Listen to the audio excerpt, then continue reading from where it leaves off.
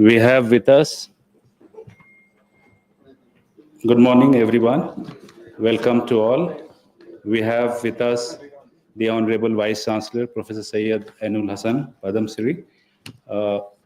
He is on dais. We have Professor E. Purushottam, who is Vice Chairman, Telangana Government Higher Education Council. We do have on the dais Professor Baswa Prabhu Jirli, Director of Center for Multi-Disciplinary Research. I invite Professor A. Nageshwar Rao, Head of the Department, Political Science, to please join on the dais.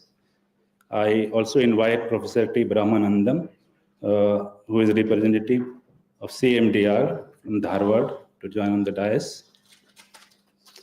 Our Dean, Professor Shahida, Dean School of Social Sciences, ma'am will be joining soon.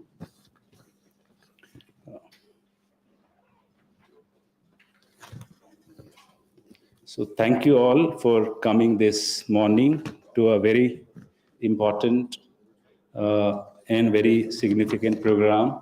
We do have large number of invited guests in this auditorium who would be joining, and some of them have already joined. The program on one-day colloquium on the capturing of debates, One Nation, One Elections, is organized jointly by Center for Multidisciplinary Research, Dharwad, which is an ICSSR institute located in Karnataka, and primarily organized here in the campus by the Department of Political Science, Professor A. Nageshwar Rao, who has taken lead in organizing this program. The entire team of the Department of Political Science, I must acknowledge the continuous support of Professor Afroz Alam, who had been behind all the support in the department. And with his able, experienced support, such programs takes place. Sociology department symbolically is a co-organizer in this program for some reasons. So I also thank the students and research scholars from the Department of Political Science that have taken this initiative in Sociology department. To begin this program, I also welcome the entire very senior professors who have come from various parts of this city in the rainy morning.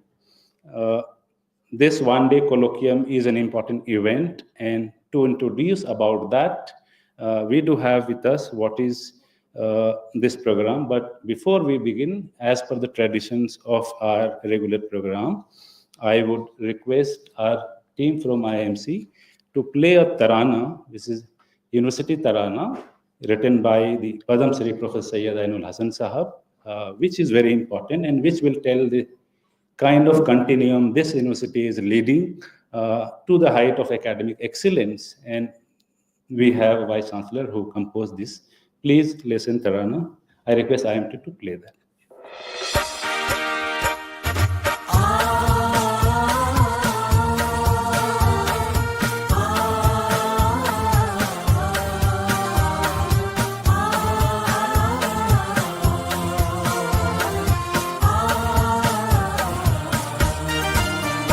ये बाबे शहरे इल्म है उर्दू ज़बान का, ये बाबे शहरे इल्म है उर्दू ज़बान का। आओ सफ़र यहाँ से करे आसमान का,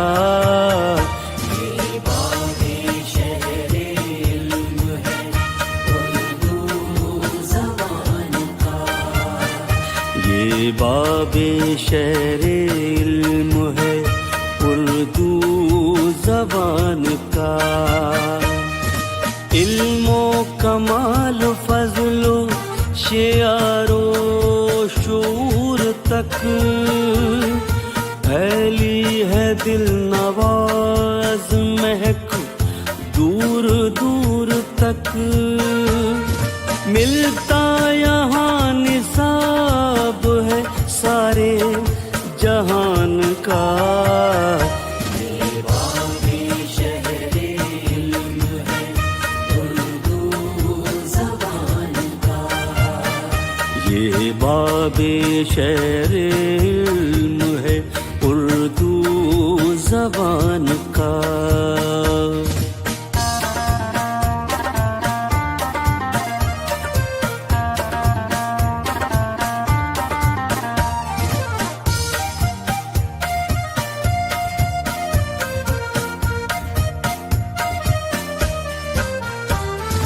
हर नक्शो रंगो बू से करो अपनी गुफ्तगू,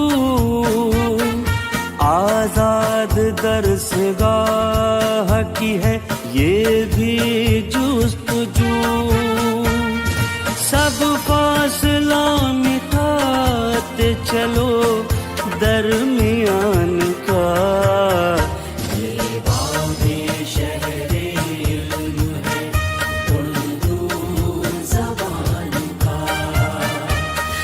बाबे शहर इल्म है उर्दू ज़बान का।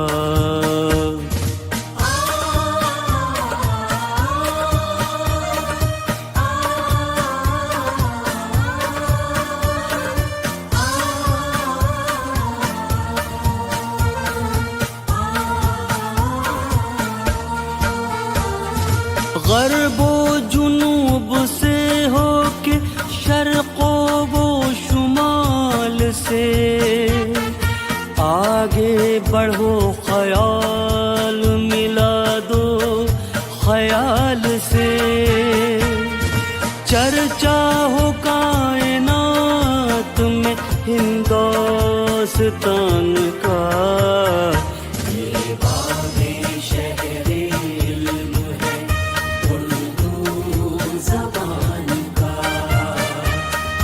बाबे शहर इल्म है उर्दू ज़बान का।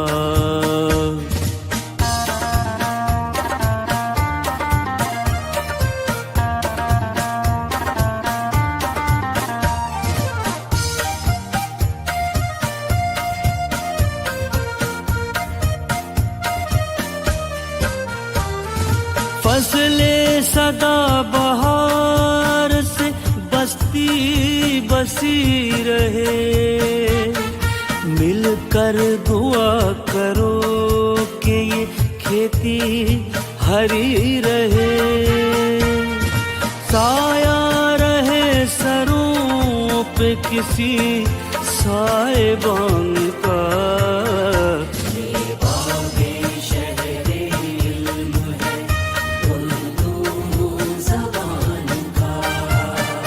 आओ सफर यहाँ से करे आसमान का। ये बाबे शहर इल्म है उर्दू ज़बान का। ये बाबे शहर इल्म है उर्दू ज़बान का।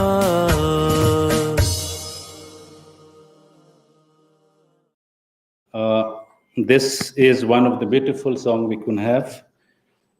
With this, I welcome again to all the guests. We do have here in the auditorium Professor Ishwaraya, Professor Arun Kumar Patnaik, Professor Narendra Kumar coming from JNU, Professor Muhammad Habib, and many head of the departments, our colleagues, dear students, all research scholars, Professor Tabrez, the Dean of MANUU School, he is here. So I welcome on behalf of the departments to this very important program, and I look forward that all of you continue to stay and participate after the inaugural. That would be more important and insightful to talk about one nation, one elections. To go ahead, I request our student with a very simple, nature-friendly presentations, sapling to be given to our guests of the today's sitting on a dais. Halima. Sir, I respectfully request our Vice Chancellors to present this to Vice Chairman, Higher Education Council, Professor Purushottam. Please give a clap, please.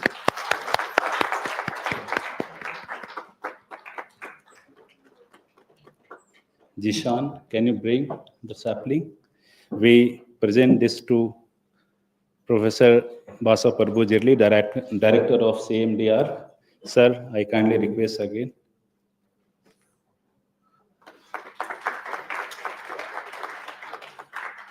I also request sir to present one sapling to Professor Brahmanandan, who is our guest of today's program by the Vice Chancellor.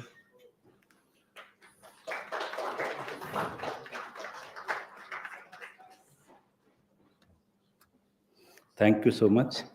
I request my colleague, Professor Nageshwar Rao, to present sapling to our Honorable Vice Chancellor. Professor Brahmanandam, you may join.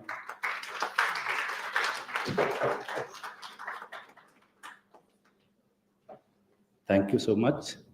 Our Dean will be joining. In the rain, she could not travel. So we begin with a humble note that this program is very quickly organized. The competent authorities accepted our request, which was proposed just few days ago. And 2-3 days ago, we got approval and we had to do all these arrangements. We are really thankful to the Honorable Vice Chancellor and the University Administration for giving this quick approval. And we could do that. And that must have gone into the consideration of all our friends and colleagues that this was hurriedly planned, but we have done at our best with the PhD students working till late night yesterday in the rain and arranging everything. So I request you all to continue giving that support throughout the day. Now, to begin this, I request Professor Brahmanandam to introduce the theme of the program and give opening remarks.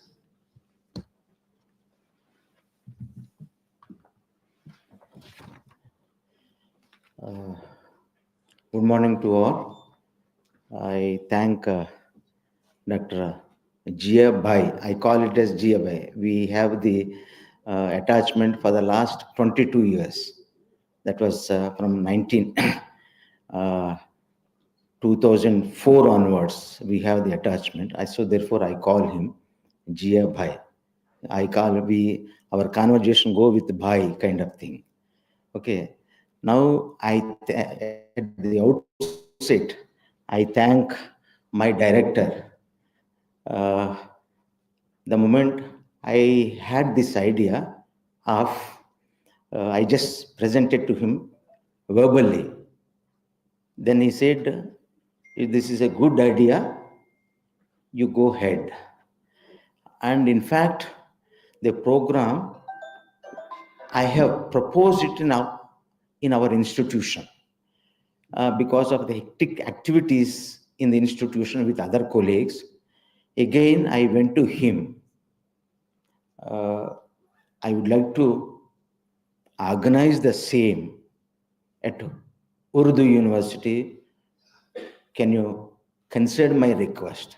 He said, blindfolded way, he said, go ahead. So therefore, I am really so much indebted to him because the ideas which I put forward to him, he was behind me, encouraging me. So I really thank my director, Dr. Professor Basa Prabhu Jirli. I also thank Professor Nageshwara. When I brought to my director's notice, he said, then after that I discussed with Professor Nageshwara, Anna, we are very happy. Then I told him that, would it be okay if both sociology, Jia Bhai and you, then they were very cooperative and they organized everything. I'm so much indebted to him. And of course, in duly with the Vice Chancellor sir, because he is the head of the institution. Whatever my ideas, they were put it into written form. He has duly considered. So with this, I will move on to the thanks to the VC sir and Jia Bhai and Professor Nageshwar sir. And I also thankful to Afroz Sab also, because last week I came, I explained to him. He said, "Go ahead. I will be there in the behind the curtains to do whatever from my end." So I'm also wholeheartedly express my gratitude to Afroz Saab also. Okay. Now I'll come back to now. This is the colloquium. What exactly? Why it is? Issue was been there as soon as the Honorable Prime Minister of India, Sri Modi Saab, took over it.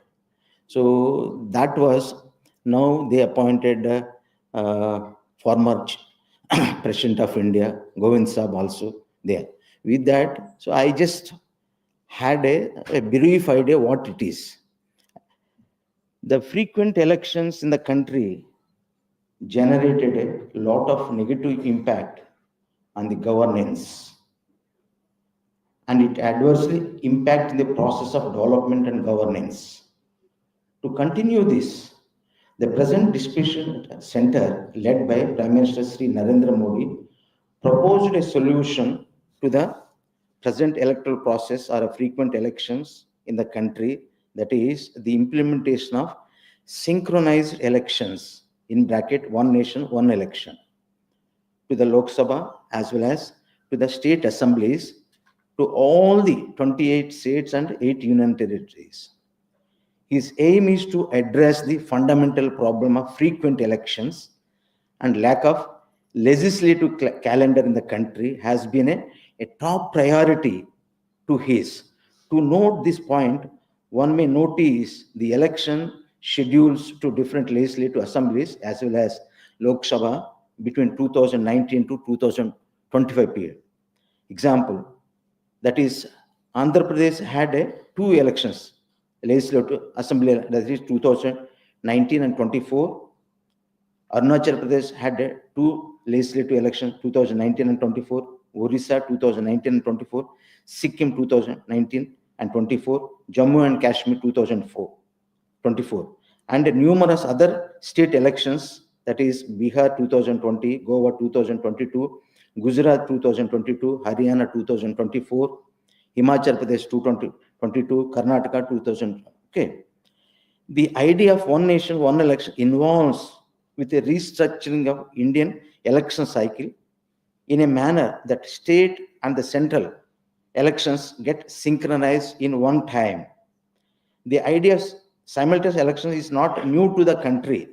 General elections of 1951, 52, 57, 62, 77, 67 were held simultaneously for both parliament and state assemblies. However, the cycle was disrupted by political upheavals, which led to midterm elections for Kerala and Odisha in 1960 and 61 respectively.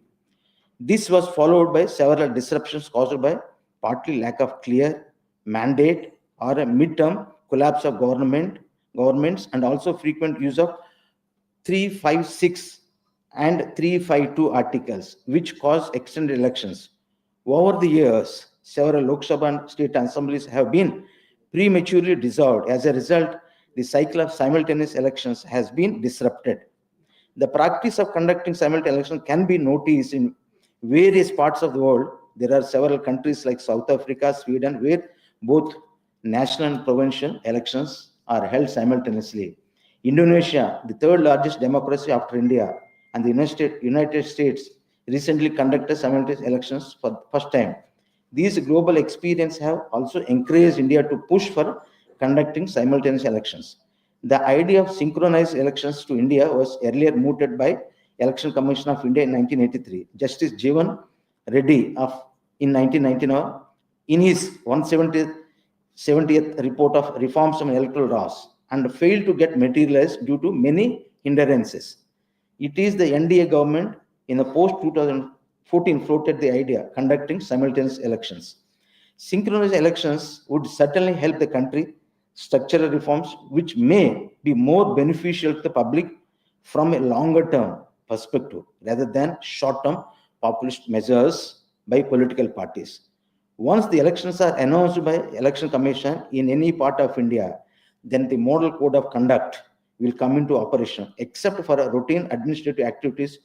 All other development programs, welfare schemes, capital projects, etc., remain largely suspended till the time the model code of conduct is applicable. Simultaneous elections would avoid these interruptions in the process of delivery of essential services. Elections, this delivery of essential service, elections in India are costly affair.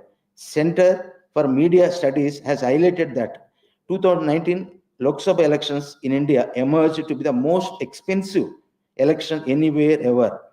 And its report suggests that around 55,000 crores were spent during the 2019 Lok Sabha elections. Simultaneous elections may bring fiscal balance, which could be utilized in other developmental activities.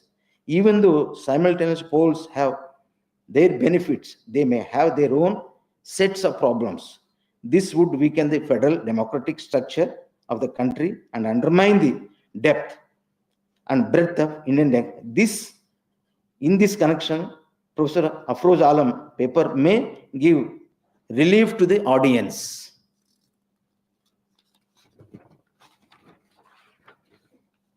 Holding of simultaneous elections democratically sink the choice of the electorate, where Narendra Kumar can look after this in his paper. This could lead to national issues getting importance over local issues, which would benefit the national parties over regional or local parties.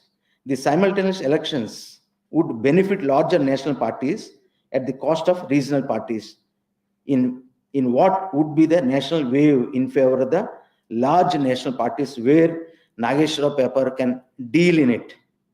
Neither the Lok Sabha nor the state legislative assembly could be prematurely dissolved to synchronize general elections to Lok Sabha and state legislative assemblies, where the experts like Arun Kumar Patnaik, Professor Ishwaraya, Professor Srinivasulu will share in the discussion and in the process. There is also major operational challenges considering logistics, security, and manpower resource requirements, which makes it practically difficult to conduct elections at such a massive level, where I seek the Rahul Verma, who will be presenting in online. You will be dealing that issue. Maybe the participants, audience can benefit for it. Analysis by Infrastructure Development Finance Company Limited, Institute of that 2000 shows that average there is 77% chance that Indian voter will vote for the same party for both state and the center when elections are held simultaneously. On the other hand, frequent election cycles offer measure of accountability as various local and state issues influence the elections from time to time. This is a small brief about one nation, one election. So I thank the Nageshwara Saab as well as GS Saab giving a chance for this. Thank you so much, sir.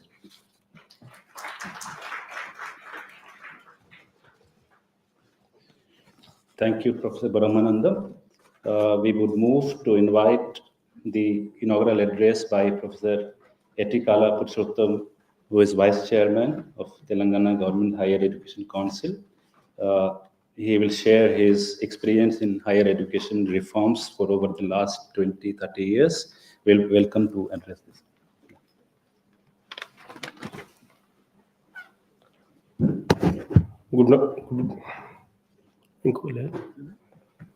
Good morning to all of you. And this is Purushottam, Department of Economics.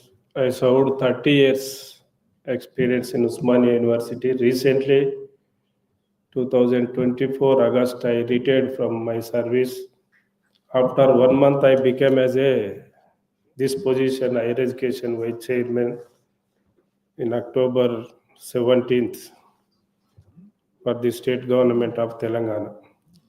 So yesterday I received this invitation from our close friend Brahmanandam. I am very busy with the admission process in engineering and this type of work is going on in my office.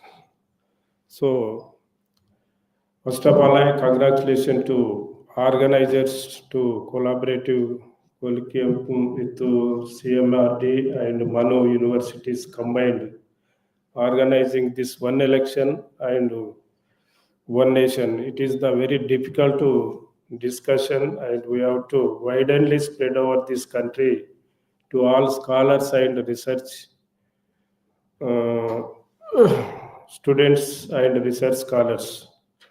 So this this morning time, first I congratulations to Honorable Vice Chancellor Sayyid Anul Hassan and distinguished speakers and guests, dear faculty and students, scholars of this meeting. So it is privileged to be a part of this thoughtful academic gathering focused on the capturing debates on one nation, one elections. To take this opportunity to think the Department of Political Science and Department of Sociology at MANUU in collaboration with CMRD Dharwada for organizing this timely colloquium. The idea of one nation and one election, which process holding simultaneously election to the Lok Sabha and state legislative assemblies and as well as other elections in the throughout country. As general wide-ranging discussion to recent years, it touches upon critical aspect of our electoral process, governance system, federal framework, and democratic functions. The concept has been revised by the scholars and policymakers due to the increasing frequency of the elections across various states. Supporters often cite potential benefits such as streamlined governance, reduced election-related expenditure, and more consistent policy and environment. For instance, the cost of parliamentary elections has increased significant over the years, raising the need of efficient and sustainable models. At the same time, this topic also presents important questions for the academic explorations. This includes feasibility of aligned election cycles, the constitutional implication of such reforms, and the potential influence on the expression of local and regional parties. It is essential to views of proposal from the multiple angles: administrative, legal, and political, and social. This is where academic institutions play a vital role. Events like this colloquium offer an open space for objective discussion and critical analysis and the sharing of the diverse perspectives. They allow scholars and students to engage with complex policy ideas and structural research driven and democratic spirits. I am confident that today deliberations will offer meaningful insight and contribute to the broader national discourse. I encourage all participants and especially students to participate in this dialogue with curiously balance and commitment to constructive thinking. So I once again commend the organizer and wishes the events of the great success. This meeting for in future we have to all the scholars and research and professors and even also normal peoples also think about this one nation and well election, which is possible or not possible, or except I think it is the most expenditure matter. It is not a possible, but what is going on, we have to discuss all this throughout India. So I congratulate to all the invitees to me to gather. First time I visited the MANUU University. It is the very beautiful campus. In 1980, I am studying in Hyderabad only, but presently I am coming from this university. The lands and everything is looking very beautiful. So I wish you all these MANUU teachers and students and scholars on behalf of the State Council of Higher Education. Thank you to all.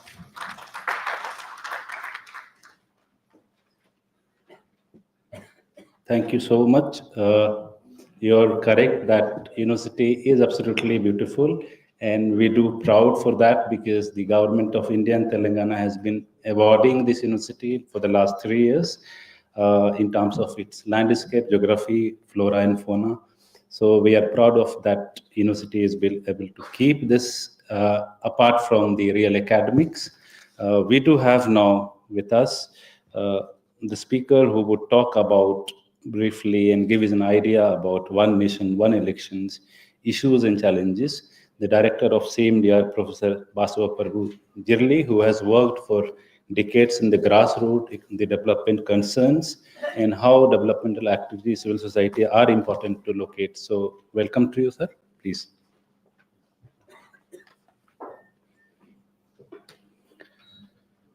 Thank you, sir. आप सबको नमस्कार. Dignitaries on the dais as well as off the dais. जब भी हम लोकतंत्र की या democracy की बात करते हैं, सबसे पहले हमारे जहन में आता है डेमोक्रेसी की. जब हम लोग बात करते हैं तो वैशाली बिहार में एक जगह है जहां की प्रजा राजा को चुनती थी. ये सब हम लोग किताबों में पढ़ते हैं.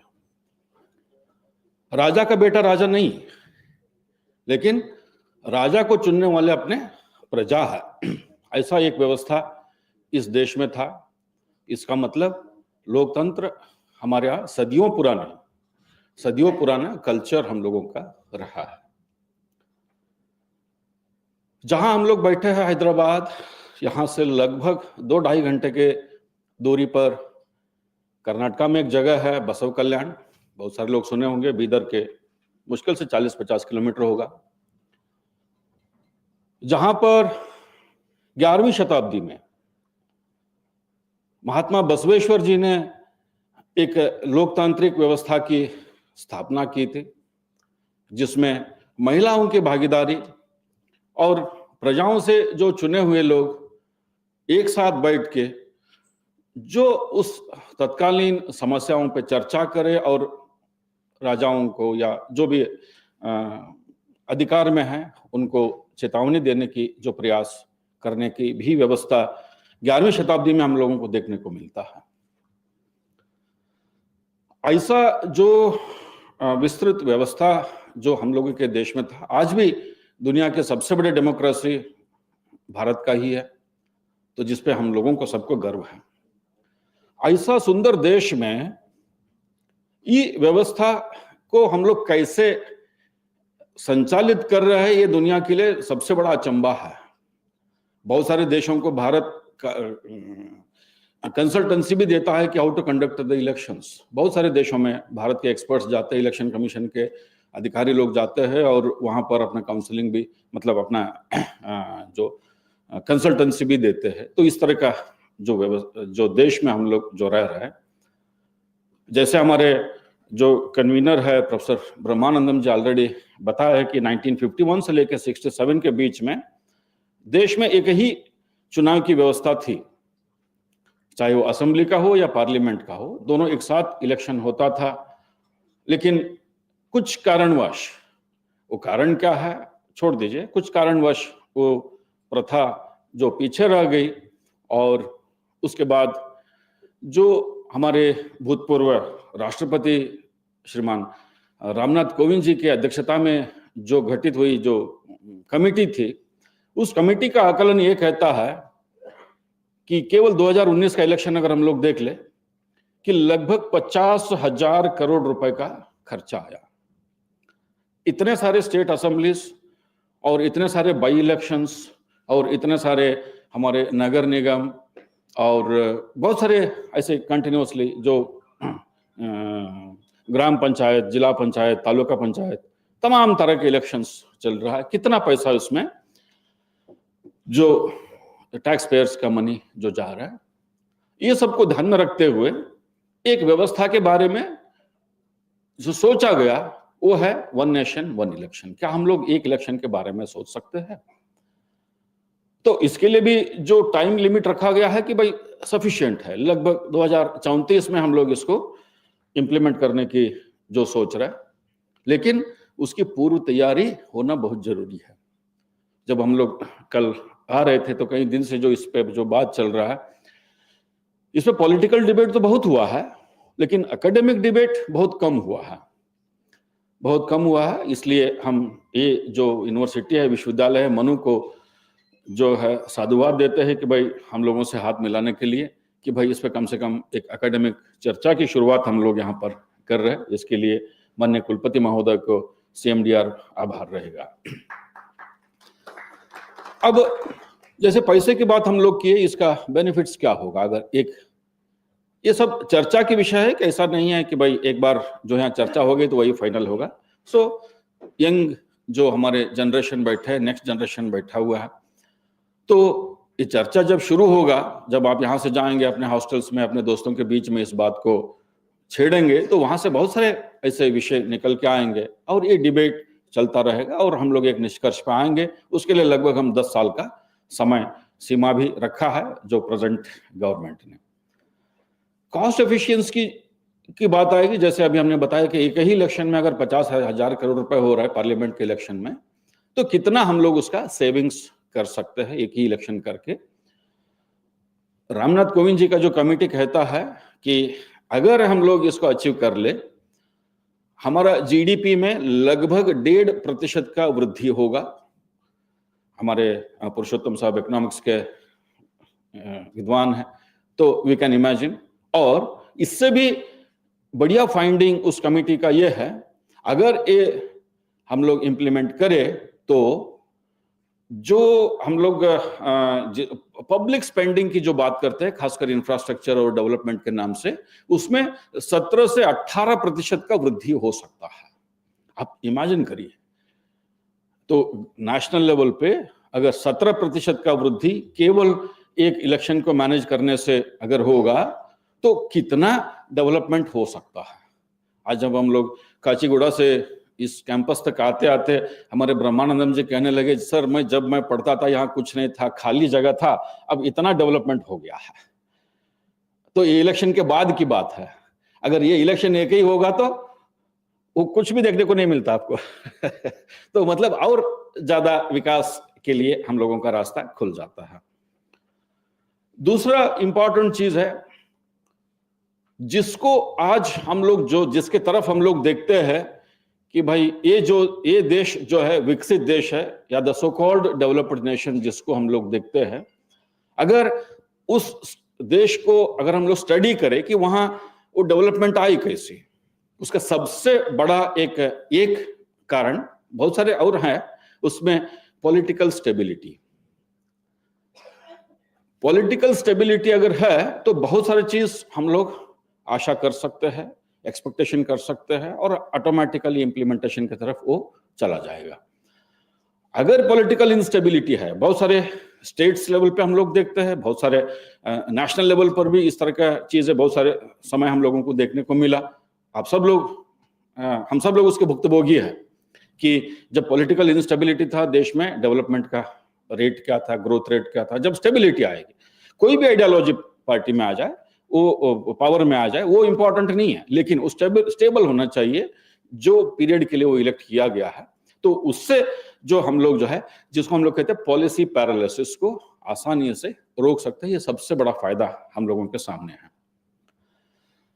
अब हम लोग लोकतंत्र की बात कर रहे हैं, डेमोक्रेसी की बात कर रहे हैं। ये मेरा अपना व्यू है, जस्ट मैं आपके सामने रखने की प्रयास कर रहा हूं। वोटिंग परसेंटेज आज के डेट में अगर हम लोग देखेंगे, लगभग 60 से 70 के बीच में चल रहा है, कई बार 75 के आसपास भी चला जाता है। और किसी भी राज्य में हम लोग देखते हैं तो 2 नेशनल पार्टीज पावरफुल है और 1 रीजनल पार्टी भी पावरफुल है। 3 लोग मेजर जो है कंटेंडर्स है किसी एक स्थान के लिए, चाहे वो विधायक के हो सकता है या पार्लियामेंट का भी हो सकता है। वोट शेयर अगर हम लोग देखें इसके बीच में कि मान लीजिए 75% वोटिंग हो गया, तो लगभग सब लोग 20-25 आसपास वोट पा लेते हैं टोटल पोल्ड वोट में, और जिसको 26 मिल गया वो जीत गया। 26% वोट मिल गया, 1% स्विंग हो गया, 2% स्विंग हो गया, वो जीत गया, बारिंग फ्यू एक्सेप्शंस, क्योंकि वोट विनिंग मार्जिन में वर्ल्ड लेवल पे गिनेस रिकॉर्ड बनाने वाला भी हमारा ही देश है, और कम मार्जिन में जीतने वाले भी बहुत सारे हैं। इसको अगर हम लोग देखें, अगर वो 26% वोट आप लेकर 27% आप वोट लेकर पोल्ड वोट में से कि अगर आप विधायक बन रहे हैं या संसद बन रहे हैं, कि किस तरह के डेमोक्रेसी की बात हम लोग कर रहे हैं भैया। अगर 26, 27 या 30% भी अगर आपको वोट मिला है तो 70% लोग आपके खिलाफ है by not giving the votes or giving the votes to some other political party or individuals or independent, whosoever it is. 70% लोगों को आपके खिलाफ होने के बाद भी आप अपने आप को नेता कहने की कोशिश कर रहे हैं, क्या इसमें भी सोचने की जरूरत है? अगर 100 वोटर लिस्ट में 100 लोग हैं, कम से कम 51 मिलना चाहिए उनको, तभी वो मेजॉरिटी के हकदार है और हमारे नेता बनने के लिए हकदार है। लेकिन ये भी व्यवस्था हमारे बीच में नहीं है। इस तरह के चीज को ये 1 नेशन 1 इलेक्शन हम लोगों को रोक सकता है, या एक आशा है, क्योंकि लोगों को पता है कि भाई एक ही बार इलेक्शन होगा, बार बार हमको मौका नहीं मिलेगा है? तो चाहे वो पार्षद का इलेक्शन हो या हमारा असेंबली का इलेक्शन हो या हमारा संसद का इलेक्शन हो, एक ही बार होगा। जो भी हमारा भड़ास निकालना है तो निकाल सकते हैं एक ही बार में, पूरा इसको क्लियर कर दे। इस पॉइंट पे जब हम लोग बात कर रहे थे, बहस कर रहे थे, तो हमारे जो पॉलिटिकल साइंस के जो हमारे प्रोफेसर है, कल उन्होंने एक आर्गुमेंट रखा, उसके लिए मैं सहमत नहीं हूँ, आज शेयर कर देता हूँ सर लोगों के सामने विथ योर परमिशन तो बोले कि भाई रीजनल पार्टीज को इसमें ज्यादा धक्का होगा, तो they will be washed out, only जो द सो कॉल्ड नेशनल और पावरफुल पार्टीज को ज्यादा इंपॉर्टेंस मिलेगा। लेकिन मैं व्यक्तिगत रूप से इस आर्गुमेंट से सहमत नहीं हूं। कारण यह है, मान लीजिए 3 इलेक्शन एक साथ हो रहा है, हैदराबाद का जो कारपोरेशन का इलेक्शन भी हो रहा है और तेलंगाना स्टेट का असेंबली इलेक्शन भी हो रहा है सेम टाइम पे, और पार्लियामेंट का भी इलेक्शन हो रहा है। आपको 3 वोट देना है। आपको पता है कि आपके एरिया में पार्षद के रूप में काम करने वाले आदमी कौन है, चाहे वो रीजनल पार्टी को बिलोंग करता है या स्टेट पार्टी को बिलोंग करता है या नेशनल पार्टी को बिलोंग करता है, आप उसको सपोर्ट करेंगे। लेकिन जब दूसरे वोट डालने की बारी आएगी, जो असेंबली वाला, उस समय भी आपके पास फ्रीडम है। आपको पता है कौन पार्टी मेरे लिए काम कर रहा है या कौन पार्टी हमारे इलाके में काम किया है, एरिया में काम किया है, तो उनको हम लोग सपोर्ट करेंगे। जब देश की बारी आएगी तब भी आपके साथ वो अधिकार है, विवेचना का अधिकार है कि इसको हमको देना है। अब इसमें एक और चीज जोड़ देते हैं कि भाई लोगों के पास एजुकेशन नहीं है इतना। अगर 2011 का सेंसस हम लोग ले, 74.4% की लिटरेसी 2011 में था, उसके बाद सेंसस नहीं हुआ। मान लीजिए उसमें 10 से 12% का ही वृद्धि हुआ होगा पिछले 10-12 साल में, तब भी 83, 84, 85 तक हम लोग पहुंच गए, 85, 86 तक हम लोग पहुंच गए। 85% लोगों के पास एक एजुकेशन है, अगर उसके बाद भी वो डिसीजन नहीं ले पा रहा है तो फिर हमारे एजुकेशन सिस्टम पे सबसे बड़ा प्रश्न उठता है। दैट इज डिफरेंट डिबेट, हम लोग उस पर नहीं जाएंगे। लेकिन एजुकेशन नहीं है ये नहीं कह सकते। इसमें एक चीज और मैं जोड़ना चाहूंगा, क्योंकि मैं प्रसार शिक्षा का विद्यार्थी हूं, एक्सटेंशन एजुकेशन का विद्यार्थी हूं। हम लोग एजुकेशन को 3 प्रकार में बांटते हैं। फॉर्मल एजुकेशन की बात जो हम लोग अभी कर रहे थे, लेकिन एक नॉन फॉर्मल एजुकेशन भी है और एक इनफॉर्मल एजुकेशन भी है। अगर वैसे देखा जाए तो मैं अपने मदर को देखता हूं, बहुत कम स्कूल गई है, क्या हम उनको एजुकेटेड नहीं कहेंगे? जो ज्ञान उनके पास है, बच्चों का हेल्थ को कैसे ठीक रखना है, किसको मिर्चा पसंद है, किसको मिर्चा पसंद नहीं है, कैसे खाना बनाना है, और जो भी इतिहास के जो कहानियां वो बताते हैं, तो आज भी हम लोगों को वो ऐसे ही याद है क्या? वो कौन सा एजुकेशन ली थी स्कूल में? नहीं। ये सब इनफॉर्मल एजुकेशन जिसको हम लोग कहते हैं, नॉन फॉर्मल एजुकेशन, ट्रेनिंग के माध्यम से ये सब चलता रहता है। तो इसलिए एजुकेशन को केवल फॉर्मल एजुकेशन के एंगल से सोचना, इससे भी हम लोगों को बाहर आना पड़ेगा। तो इकोनॉमिक इम्पैक्ट के बारे में हम लोगों ने ऑलरेडी चर्चा कर ही दिए, और कुछ इसमें चैलेंजेस है जिसके बारे में भी जिक्र किया गया। इसमें कुछ कॉन्स्टिट्यूशनल प्रोविजंस को अमेंडमेंट करना पड़ेगा, ये सबसे बड़ा चैलेंज है। हमारे कॉन्स्टिट्यूशनल एक्सपर्ट्स इस पे काम कर रहे हैं। जो हमारे भूतपूर्व राष्ट्रपति जी है, वो खुदे एक लॉयर भी रहे हैं और कॉन्स्टिट्यूशन का विद्वान रहे हैं। तो ऐसे बहुत सारे जो लोग हमारे बीच में हैं, उसको कैसे करना है वो, लेकिन ये सबसे बड़ा चैलेंज भी है इसको ऐड करना। वोटर्स के मन में जैसे अभी हम जितने सिंपल तरीके से बताने की कोशिश किया, ये इतना आसान भी नहीं है। लोगों के बीच में एक उथल फुथल चलता रहता है कि मैं कहाँ पर बटन दबाना है। हाँ, तो और उसके लिए जो रिक्वायर्ड इंफ्रास्ट्रक्चर है, चाहे वो वोटर्स मशीन हो सकता है या वीवीपैट ये हो सकता है, क्योंकि कई बार पेपर्स में आप लोगों ने देखा होगा कि हमने ये बटन दबाया तो ये पर्ची निकला, गलत पर्ची निकला, जो ऐसे जो भी है। लेकिन उसको इंश्योर करने के लिए और उतना ट्रेंड टेक्निकल मैन पावर हमको चाहिए, इंफ्रास्ट्रक्चर चाहिए। ये सब हमारे सामने चैलेंजेस है, ये सब हमारे चैलेंजेस है। ये सबको ध्यान में रखते हुए, क्योंकि अभी हमारे बीच में इसके बारे में एक एक विषय को भी विशद रूप से, विस्तार के रूप से आपके सामने रखने वाले हैं। तो अफरोज आलम साहब है, प्रोफेसर नरेंद्र कुमार है, डॉक्टर राहुल है, डॉक्टर नागेश्वर राव है, प्रोफेसर जियाउद्दीन साहब है। आप सब लोग इसके बारे में एक एक चैलेंजेस को और एक एक अपॉर्चुनिटीज को देखते हुए तो उसको लोगों के सामने रखेंगे। एक चीज और मैं इसमें ऐड करना चाहूंगा, क्योंकि जहां पर प्रॉब्लम है, जहां पर समस्याएं हैं, वहां पर अपॉर्चुनिटीज भी है, अगर वन नेशन वन इलेक्शन को अगर हम एक चैलेंज या प्रॉब्लम के एंगल से देखेंगे, उसमें से कितना अपॉर्चुनिटीज निकल रहा है, ये भी हम लोगों को सोचना पड़ेगा। कितने लोगों को अपॉर्चुनिटीज इसमें मिल सकता है, हजारों करोड़ों लोग इसमें मतलब ऑप्शंस हमारे सामने खुल सकता है, इसके बारे में भी हमको सोचना है, क्योंकि every problem has an inbuilt opportunity. तो यही सबको ध्यान में रखते हुए ये वन डे कोलोकियम को हमारे प्रोफेसर ब्रह्मानंदम ने सोचा और हम लोगों के सामने रखा कि भाई हम लोग सोचे कि भाई एकेडमिक डिबेट्स और एकेडमिक डिस्कशन इसमें बहुत कम है अभी तक, तो हम लोग इसमें थोड़ा सा लीड लेंगे और हमारे संस्थान इस पर थोड़ा सा लीड लेंगे।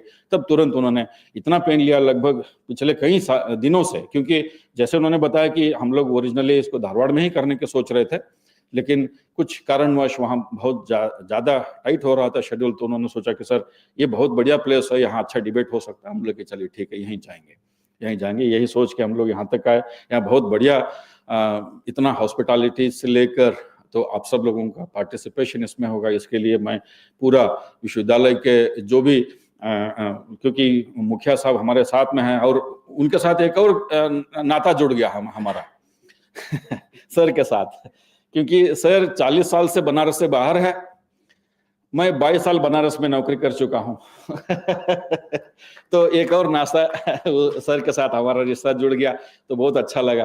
तो sir was mentioning that 33 Manu के कैंपस है ऑल ओवर इंडिया, तो ये भी एक सर का लीडरशिप एबिलिटी दिखाता है।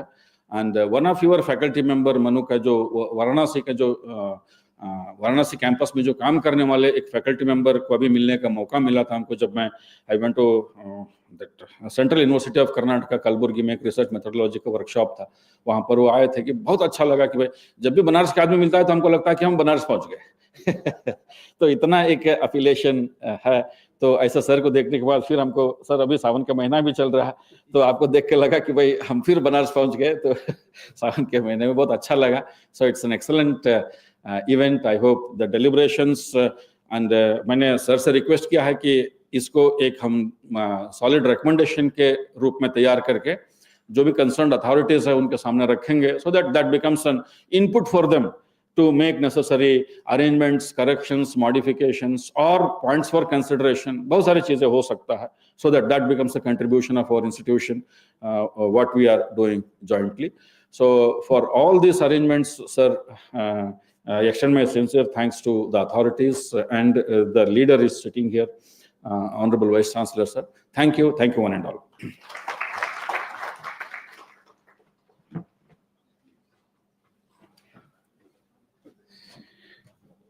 प्रोफेसर जरली साहब, आपकी शुद्ध हिंदी को सुनकर मैं तब से सोच रहा था कि आपको हिंदी कहाँ से आई, और अब मालूम हुआ बनारस में 22 साल रहना ये काफ़ी अच्छा रहा।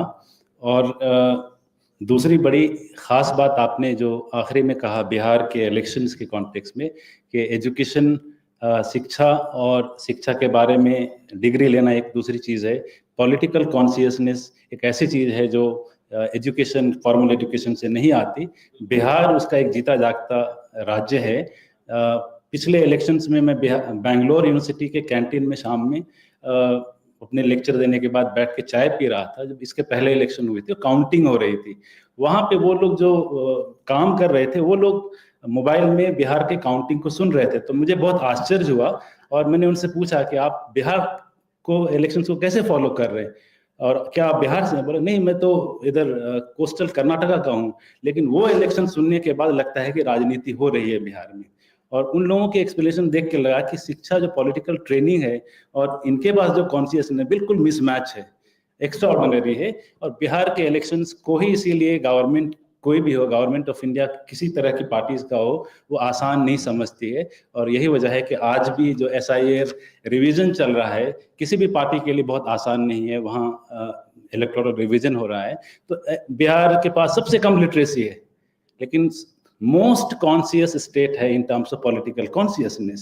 And I think that will be very important debate. And when you read the abstract copy, इसमें आपको दिखेगा ज़्यादातर abstract कहीं न कहीं इन उलझनों को दिखा रहा है कि one nation one elections को कैसे उन चैलेंज कैसे हैंडल करेंगे। I am sure that your interest, your intentions and आपकी पूरी वो इच्छा के इस यूनिवर्सिटी में एकेडमिक डेलिब्रेशंस होगा, मुझे उम्मीद है ज़रूर होगा, क्योंकि हमारे रिसर्च स्कॉलर्स के जो रिसर्च एरियाज़ हैं, ख़ास तौर से political science and political in terms of identity, questions, diversity, बहुत इंटरेस्टिंग है। और हमारे नौजवान साथी इन मुद्दों के बारे में ज़रूर चर्चा में शामिल होंगे और कुछ ना कुछ बेहतरीन रिकमेंडेशन, जैसा आपने कहा कि यहाँ से निकलेगा। और वो शायद पहला डिबेट होगा जो बड़े पैमाने पे नेशनल यूनिवर्सिटी में हो रहा है। So I am also thankful on behalf the university that you thought of coming Hyderabad. काफ़ी दूर आप आए और आपने इस प्रोग्राम को यहाँ पे ऑर्गेनाइज किया। समर ब्रेक के बाद ये मानसून सेशन में ये पहला इवेंट है। ये भी बड़ी ख़ास बात है कि इस चर्चा के साथ ये मानसून सेशन हमारा शुरू हो रहा है और ये चर्चा क्लासरूम में जाएगी और कुछ ना कुछ काम आएगा। So thank you for your wonderful, very sincere deliberations about one nation, one elections.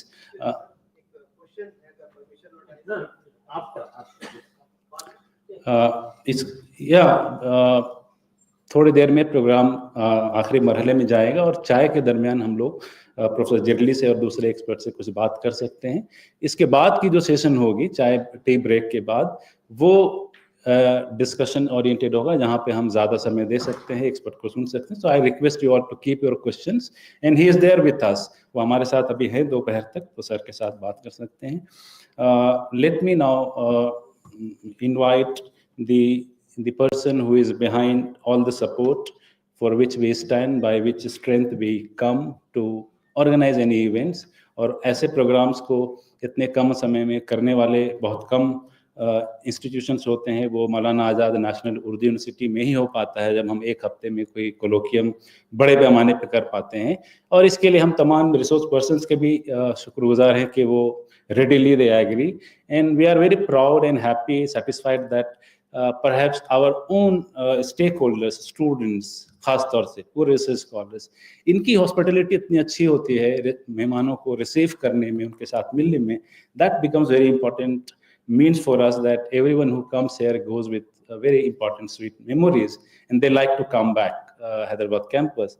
So with this and that goes not only because of the presence of a student, but what kind of teachers you have, आपके उस विश्वविद्यालय के head कौन है, उनकी leadership कैसी है, वह कैसे मेंटर करते हैं। और हमारे दरमियान एक बेहतरीन मेंटर, बहुत अच्छे हाई क्वालिटी के research eminent researcher, scholar Padma Shri professor Syed Anul Hasan साहब हैं, जो हमारे यूनिवर्सिटी के वाइस चांसलर हैं।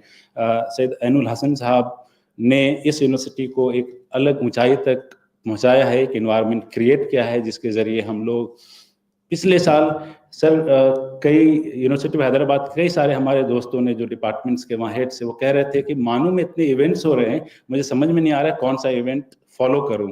और यूनिवर्सिटी ऑफ हैदराबाद से ज़्यादा ऑलमोस्ट डबल इवेंट्स मानू ने किया है।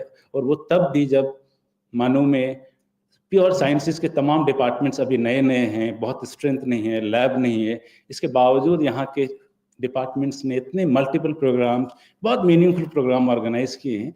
ये एहसास दिलाता है कि यूनिवर्सिटी में एक बेहतरीन इन्वायरमेंट आया है, जिससे हम वॉलंटरीली बहुत सारे प्रोग्राम करते हैं। ये भूमिका इसलिए है क्योंकि इस तरह के सपोर्ट की ज़रूरत हमेशा टीचर और स्टूडेंट को होती है।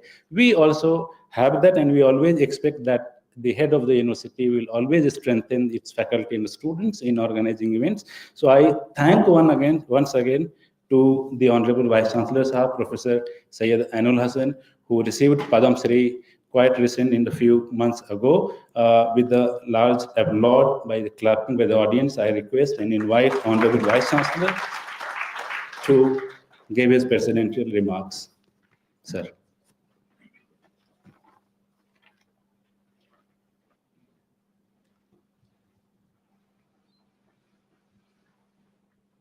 In the name of the one who gave us life and wisdom, distinguished guests, speakers, organizers, Professor Julie, Director CMDR, Professor Purushottam, Vice Chairman, Telangana Higher Education Council, Professor Brahmanandan,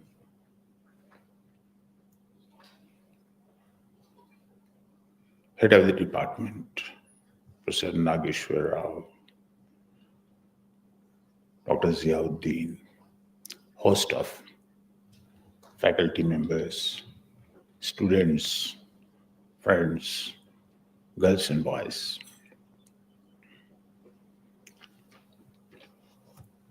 This is not my subject. Absolutely ignorant about it.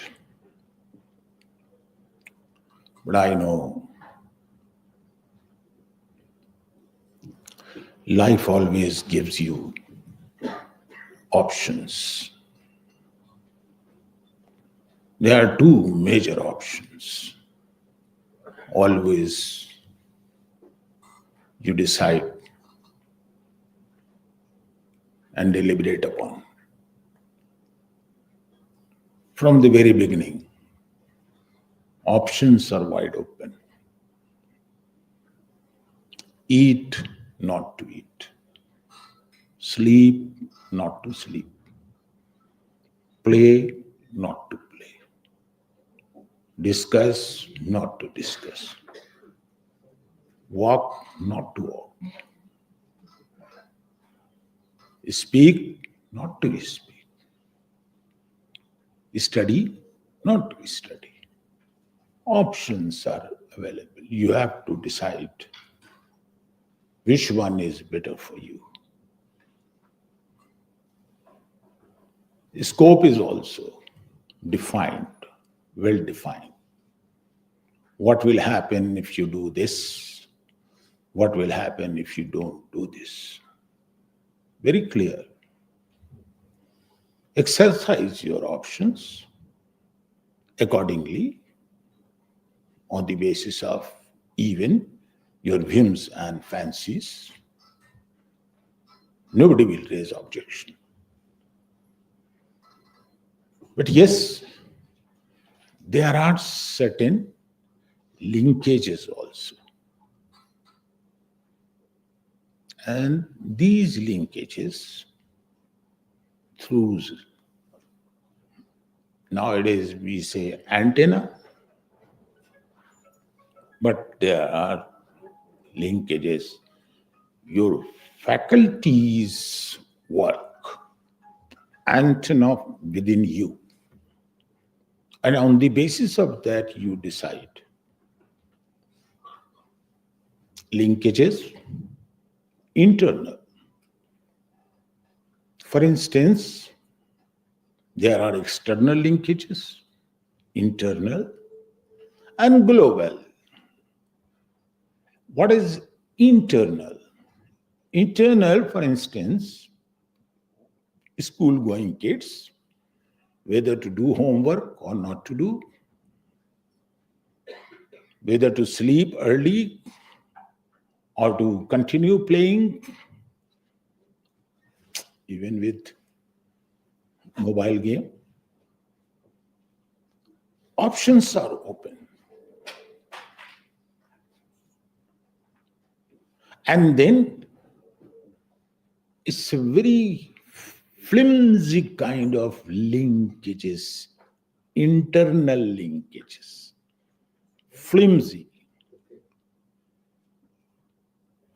आप लोग इधर देखिए, कोई आदमी आता बैठ जाता है, बैठने दीजिए, इतने ज्यादा मत दीजिए, वरना वो आदमी समझेगा कि मैं ही सबसे इंपॉर्टेंट आदमी.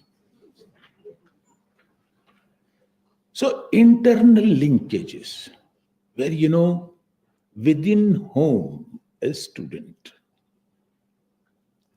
Mama, I won't go to school. Okay, beta, take rest. Internal.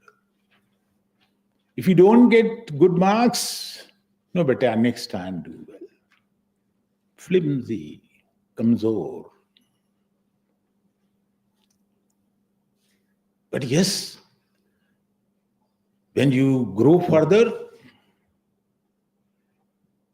then opportunities and options again haunting you, either or. If you don't perform well, now internal marking is such, I have seen in this university also, that okay, I couldn't attend classes on regular basis, so please be lenient. Okay, if not A plus, A minus, okay. Flimsy ground, then internal arrangement. This isn't happening. Now board exam comes, same parents, same love, affection, fidelity with kids, their well-being, the food, their clothes, everything is well taken. Yes, but you have to study. You ought to, otherwise, you won't find internal examiner. They're all external examiners. What you will reap, you will cultivate. So what is happening? There is a slight more pressure. Then option is either study or get back to your seat. External linkages, haunting. What will happen? And then if you perform well, you come out of all those pressures, free bird. Then another option is global. Then you think, and if you are really a brilliant student, then you start thinking in terms of reaching the outreach places. Princeton or Harvard, Cambridge or Berkeley, Washington or Chicago, Purdue or Leiden. Now options, you are exploring possibilities. Timbuktu or MANUU, This is also option. Now, what is happening? You have to have that capability and that quality in order to compete at global level. There are many competitors, there are many stakeholders. But yes, be careful. It's not that just on the basis of your pattern of education, you will find similar pattern elsewhere. You will have to have a kind of link with all those patterns, what you have evolved. Because now it's a global thing. Nothing is local. Nothing is internal. And education, literacy, everything is gone global. Economy is global. No society, no market should be seen in isolation. Rather, there are certain linkages. You have to perform. You have to be in the market. If you are not, then you are gone. But yes, friends and the experts, there are many. You will see another world in the days to follow. World is moving very rapidly. Layers and layers. Many things are disclosed. World is opening. Very quickly you will see another image. But you have to introspect where you are. You have to see in every option, you have to see where you are and what is your capacity, what is your capability. I think symbolically I communicated what I wanted to. But yes, even still you insist, then one more option I have, and that is poetry. तीरो शमशीर के साए से गुजरना होगा. तीरो शमशीर के साए से गुजरना होगा. तुमको जीने की तमन्ना है तो मरना होगा.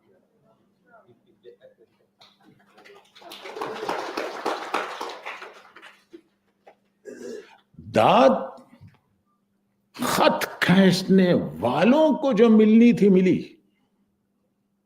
Those who, brought the matters before you, and they drawn a line and made it very clear which side is better. दाद खत खींचने वालों को जो मिलनी थी मिली. तुम किधर हो ये तुम्हें फैसला करना होगा.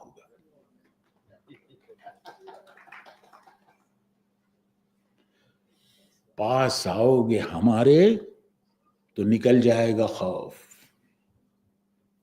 पास आओगे हमारे तो निकल जाएगा खौफ. फासला हमसे बनाओगे तो डरना होगा.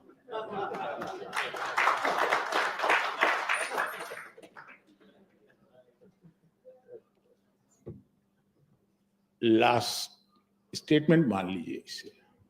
बट यस, अगली नस्लों को मुसीबत से बचाने के लिए, अगली नस्लों को, आने वाली नस्लों मुसीबत से बचाने के लिए जो भी करना है इसी नस्ल को करना होगा. You have your options. Deliberate, discuss, come to the point, take a decision. Thank you very much. One nation one election के बारे में एक शब्द नहीं बोला, लेकिन सब कुछ बोल दिया.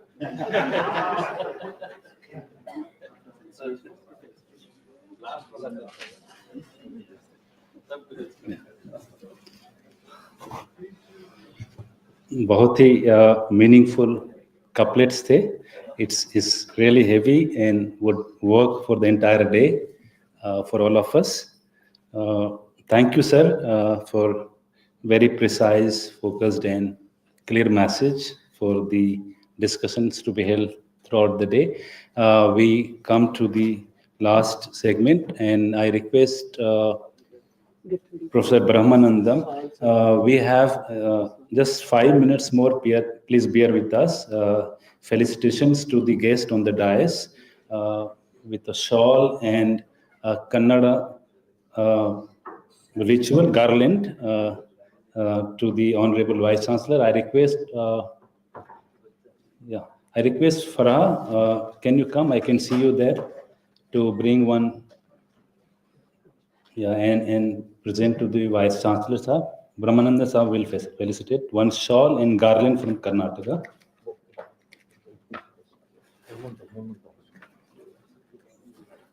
Yeah. Abja. She will bring. उसको निकाल के दो ना. निकाल लो.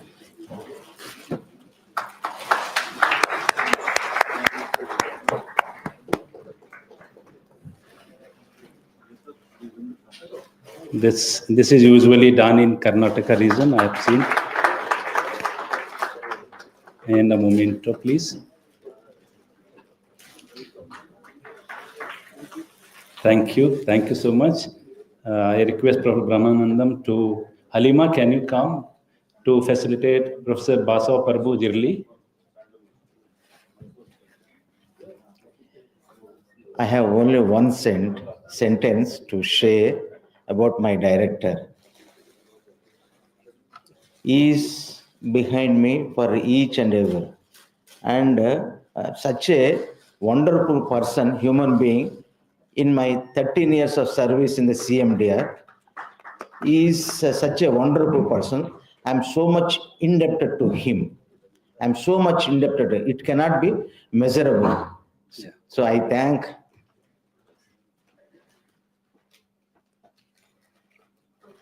Come back, sir. Professor. Yeah, so I request Sir Professor Ainul Hasan Saab to felicitate jointly. Yeah, a garland.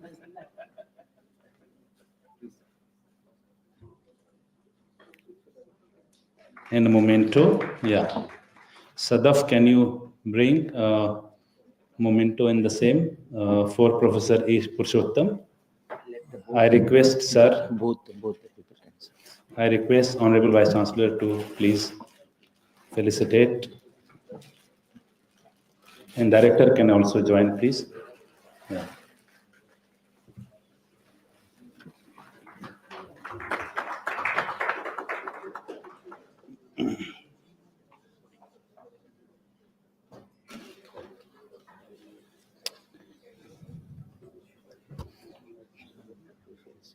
No. Purushottam. No.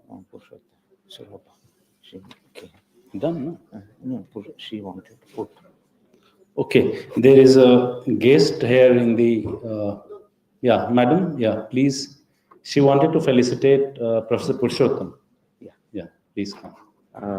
Professor Soroparani from Hyderabad Central University History, she wanted to felicitate Professor Purushottam sir, Vice Chairman, Higher Education. So now I request Professor Soroparani madam.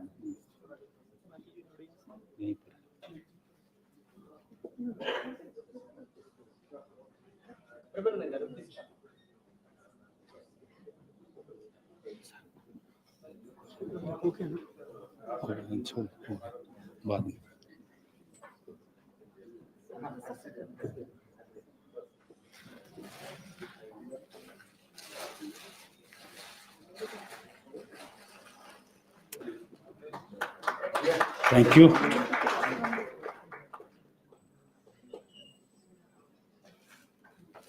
Yeah, thank you so much. And there's a last, because there's one very senior person, Mr. Bharat Bhushan. He may not be able to stay. I request to come on dais. And He is my life, Sri Bharat Bhushan. former chief principal commercial manager, is my life, and wherever I have small thing to felicitate in this gathering. So I request Sir Vice Chancellor Sahab to please help into this. शहरी अब बहुत बड़ा मजा आ गया, बहुत खबर आया हैदराबाद में, आप याद दिलवा दिया पुराना का याद.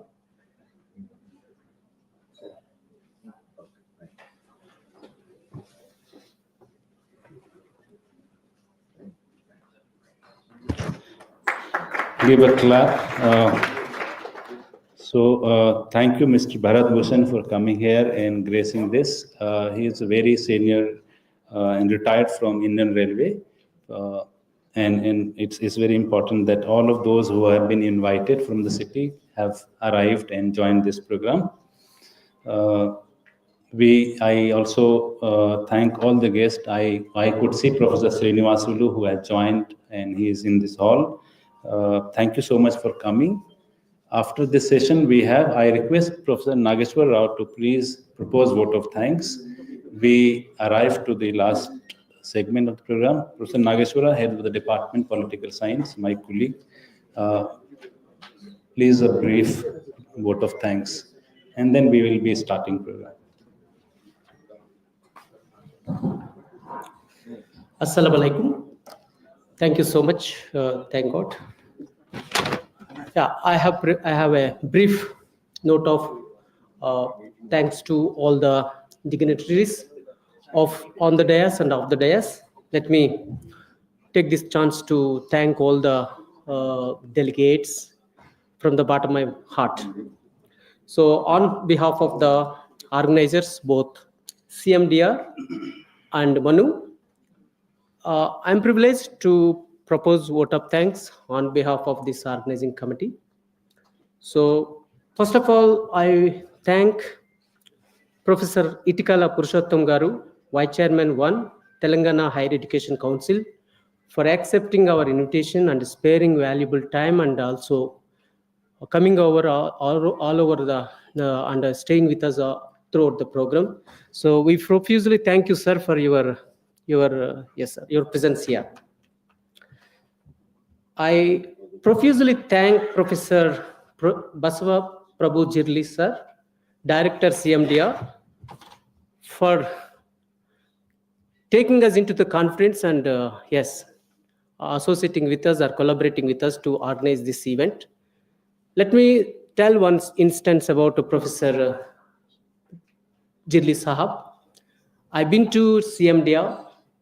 It was such a wonderful institute. Under your able leadership, this institute is really growing and also being expanded. I was witnessed also. So thank you so much for your valuable time and giving such a wonderful message. We can call it as a keynote or whatever it is. Thank you so much, sir. I profusely thank you. I thank profusely is none other our Vice Chancellors, Honorable Vice Chancellor Sahab, Professor Saiyid Ainul Hassan, such a great heart and kind heart, who can give complete freedom, who can stand with us to do any academic event not only for the university's name and fame, but also he always encourages us to collaborate with the institutions of national importance to do this kind of collaborative works. So I profusely thank you, sir, for your generous and cooperation and help in this regard. Let me move to, I also thank Professor Arun Kumar Patnaik, Professor of Political Science, University of Hyderabad, former Dean, for his valuable time. Last week he was in Seoul, but he gave a word, he committed, so he came back, and today he is attending and participating in this colloquium. Thank you. I profusely thank you, sir.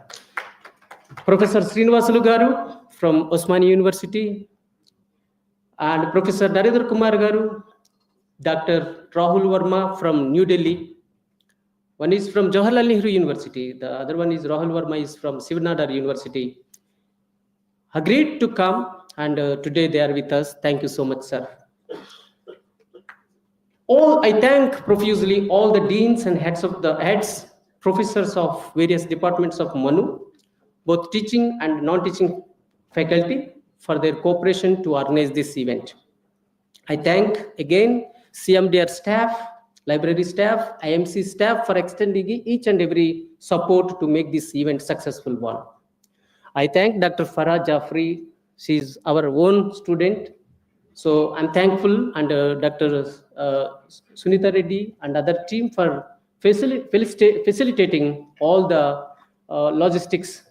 Thank you so much. So I thank faculty members of the Department of Sociology and Political Science for their constant support and continuous support. Really, without their support, it would not have been a successful event. So I profusely thank both faculty members of both the departments and research scholars, students as well. I thank all who extended their support directly or indirectly to make this event one of the successful and memorable. So last but not least, I thank Professor Brahmanandan Garu from CMDR for his support and for his affection towards this university and towards our people. So I thank my colleague, one of the good colleagues in the university, Dr. K.M. Jayuddin, head of the Department of Sociology, for taking maximum responsibility and making this event so successful one. Thank you so much. Thank you so much. Shukriya. Shukriya. Thank you, Professor Nagesh. We have quickly a national anthem to play. Please stay and rise on the seat.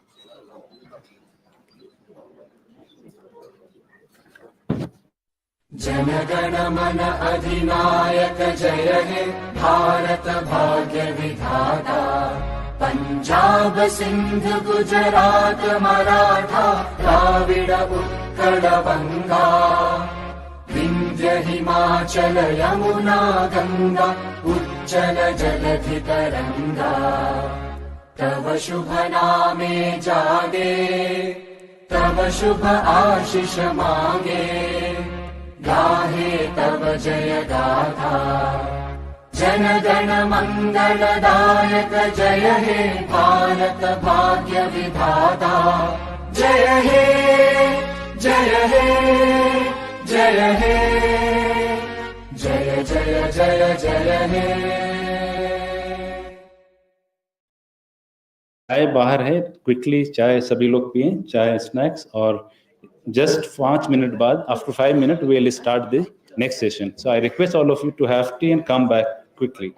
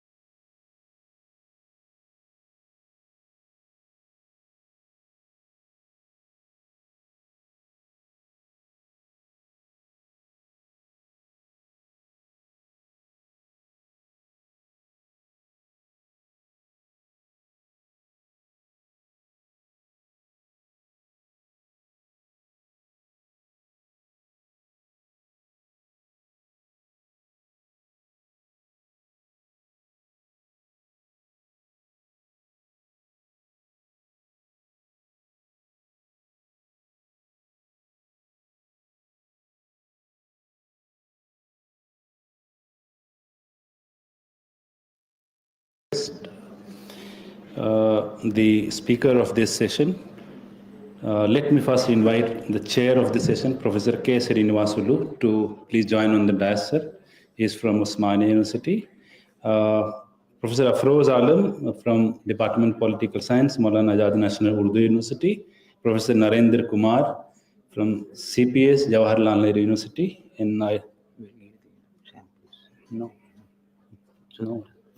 And so this is the composition now. I'll quickly request our research scholar Halima, can you bring one sapling, and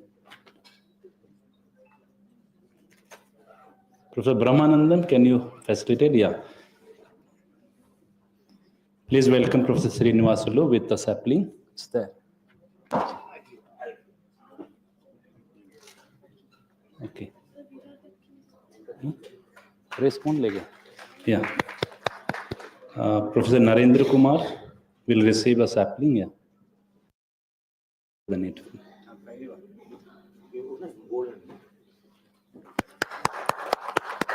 Professor Afroz Alam, please receive sapling from the organizing committee. Thank you. Thank you so much. Without taking much time, and I would leave this dais just saying few words. Professor Narendra Kumar is a professor of political science at Center for Politics and International Studies, Jawaharlal University, New Delhi. Professor Narendra is expertise in comparative politics and political theory that brings a nuance and understanding of federalism, democratic practices in India. His scholarship continues to inspire student researchers across the country. And as a friend, I have seen his writings. He has been very prolific in terms of his presence in the domain of writing in the area of elections, political concerns. We do have Professor Afroz Alam, one of the most young political scientists who has emerged as prolific writer, influencer in the sense of influencing the young minds of the country through writing in these areas of multiple areas of political and citizenship concerns. His writings, I would always receive, and many retired senior professors would be telling that I receive always opinion pieces that Professor Afroz writes through Indian Express and in any portal. That makes us too proud that we do have people in our campus who represent this university beautifully across the world. Thank you for accepting this and being here. Without taking time, now I hand over the sessions to the chair, Professor Srinivasulu. Sir, we will have to wind up by 1 o'clock. Today is Friday. So usually, even we can continue until 1:15 o'clock, but then audience will gradually leave for prayer. So maybe 1 o'clock will be ideal to finish. But it all depends and rests upon you. Thank you.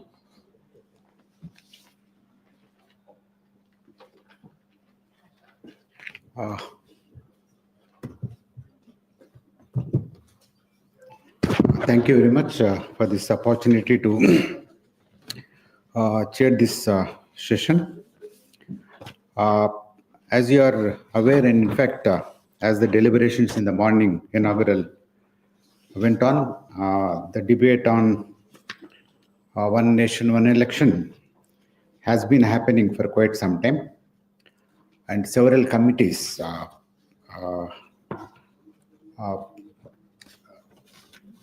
like Law Commission, then the Parliamentary Standing Committee.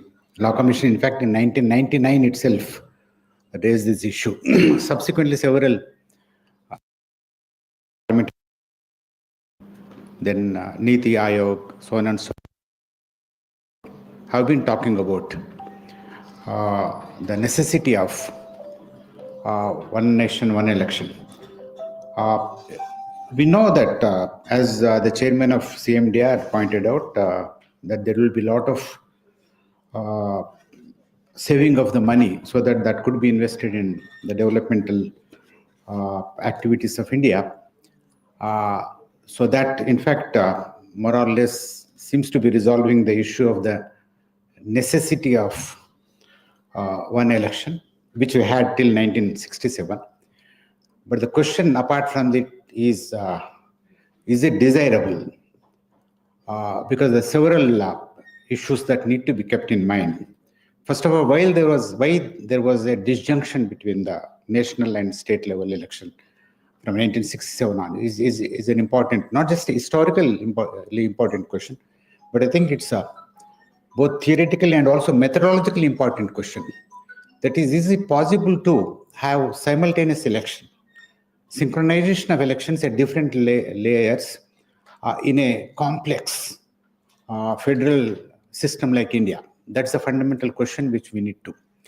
I mean, it may be possible to force that, but what would be the impact of that? What would be the consequences and implications that to the larger democratic process? Is another important question that we need to raise this. So the point is that the issue of one nation, one election is not merely a question of elections. I think it needs to be related to the question of the nature, quality of democracy in India. Because if you look at the debate, and in fact, the entire political system in India, not only India, but large parts of the globe, are essentially centered on elections, as if democracy is nothing but elections. And methodologically, we need to make a distinction between formal elections. Elections is a formal aspect of democracy and substantive aspects of democracy. So when we are talking about this one election in a nation, we are basically limiting ourselves to. I see that most of the debate is limited to the question of election. Election is a method through which you put a representative government in place. But equally important is what happens between two elections. Okay, that nobody is bothered about. What happens to the nature of relationship between the executive and legislature? Okay, what is the quality of legislative debate? What is the quality of public deliberation? Okay, that that forms the context of important legislations and policies. So therefore, all these questions become very important. You know, for instance, moving no confidence motion is not just a question of right of the opposition, but also a responsibility on the opposition, so that the government, elected government, will be accountable to. So democracy means accountability. So I think we need to widen the debate from a mere technical formal aspect of election being conducted simultaneously to a larger issues of democracy, nature of representation, nature of political discourse, nature of legislative discourse. Because if you remember, the previous Chief Justice, in fact, presiding over a particular case, said that we are not able to decipher the legislative intent behind a law.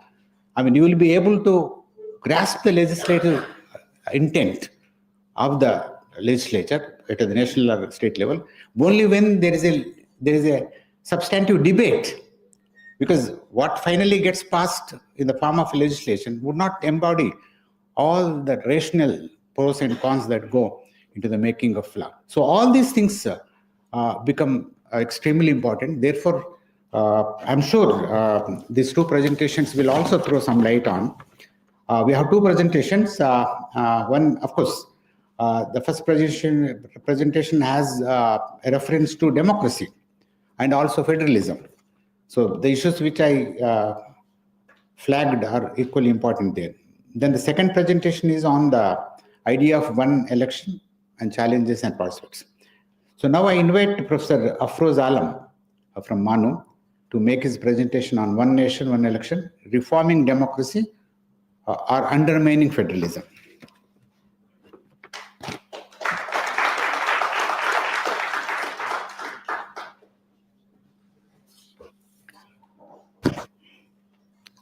Good afternoon,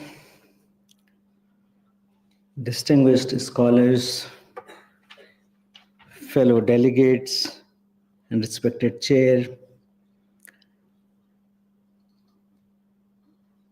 It is certainly a privilege, an extreme privilege, to be invited by your own friends and your own department to speak on a topic which is much debated across globe, not across India.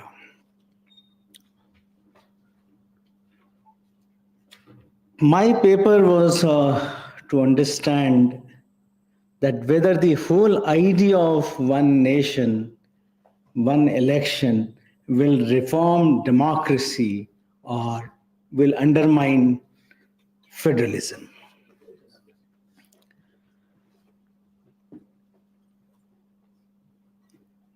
In 2013, Muzaffarnagar violence took place. Lot of people migrated from that area. Then I started studying violence. So many literature came up. Paul Brass writing on communal violence, Ashutosh Vasne's writing. And then a new refreshing write-ups appeared. Stephen I. Wilkinson, when he writes Votes and Violence. And then I realized that why caste violence, communal rights are happening. So after analyzing most of the communal rights and caste violence, we found a pattern. And the pattern was that whenever there is an election due, communal rights or caste violence got accelerated. So there is an electoral incentive model behind most of the communal violence or caste rights. Then I pointed out in one of the conference that India is in 24/7 election. And if that cycle will keep on going, then we will be experiencing communal rights, caste violence every then and now. Because somebody is trying to engineer the violence to gain some electoral incentives. So I said that why not to have one nation, one election? That was my earliest thinking. With the course of time, I must tell you that I'm not a kind of a student who will repeat the same thing again and again. I introspect, do research, and revise my opinion. And I did. The first point was that at the core of what is being offered for one nation, one elections. And we have already seen in the morning that what were the arguments were being offered for going ahead with the idea of one nation, one election. One is that it will synchronize elections for the Lok Sabha and all state legislative elections. Why? Because it will reduce the cost. And some that media is the Center for Media Studies, which has come up with one study that on an average in 2019 election, 60,000 crore was being spent. It's a huge liability on the state exchequer to conduct an election with this much of cost. 60,000. Which one is bigger? 7 lakh crore or 60,000?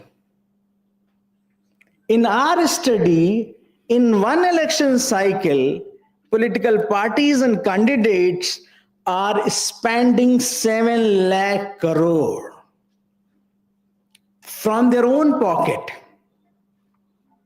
not from the state exchequer. So the cost is on the political parties, on the individual candidates. Why such extravaganza? And why do we get attracted with those kind of expenditure? Here the question lies on the citizens who are voting for those candidates. So here is a failure of the election commission to monitor the expenditure by the individual candidate, by the political parties or by the institutions, to keep them within the limit prescribed as per the Representation of People's Act. So it's a failure of the Election Commission. It's not the failure of the idea of the elections happening multiple times. Similarly, when I realized that the communal violence are happening frequently, then I realized it's a failure of law and order situations. And I am trying to bring one more reforms to it, because I am not holding police accountable. I am not holding state accountable for managing the electoral affairs in free and fair manner. Rather, I want to bring one more laws. We don't need more laws. We don't need more reforms. We need certainty of execution, that whatever laws are there, it must be implemented in a free and fair manner, timely manner. If you are transparent, if you are accountable, if the institutional mechanisms are properly functioning, we don't need to complain against the extravaganza. We don't need to complain the law and order situation, because that is not the job of the Election Commission. The second was being offered is that it will minimize governance disruptions. If there is a one nation, one elections, the governance disruptions will stop or will be minimized. Means you are putting a star, conditions apply. We will be able to provide better governance with the conditions applied. And what is that condition? When the entire state and the assembly elections are happening one time, only better governance is possible. Somebody will give you affidavit for that. All right. Then another third argument is being offered is that it will streamline electoral logistics. Electoral logistics. There are certain, again, there is an idea that we have organized multiple elections from 67 onwards, and we did not manage the electoral logistics. Now we will be managing. Imagine a situation, 543 Lok Sabha elections. Till now, 2026, delimitation, there will be more Lok Sabha seats. Somebody is saying 1,000 seats will be there for Lok Sabha. Electoral logistics. Now that there are 4,193 state assembly elections will happen for the MLA seats. There are 32 lakh elective positions in India. And you're talking about logistics. So if everything is happening, let everything happen at the same time, from grassroots to mainstream, panchayat to Lok Sabha and the president elections. This idea is not good in a federal society. I'll come to that why. Then another argument is being offered that administrative efficiency is also conditional upon one nation, one elections. For everything, there is an star applications. We buy some things and there is a star. If you will fulfill this, only administration will perform. So administration is not something which works in isolation. It lies in the complex web of constitutional, federal, and democratic implications that demands scrutiny. And when somebody is trying to argue that one nation, one election will enhance governance, will enhance efficiency, and opponents like us says that there is a risk. And that risk is far better than the gain which we are going to make. Somebody said that with a greater sense of convictions that the GDP is going to do like that, it means that we have to compare the GDP rate when India was having one nation, one election till 60s. How India was performing economically by then, and how India is performing now when there are diverse elections.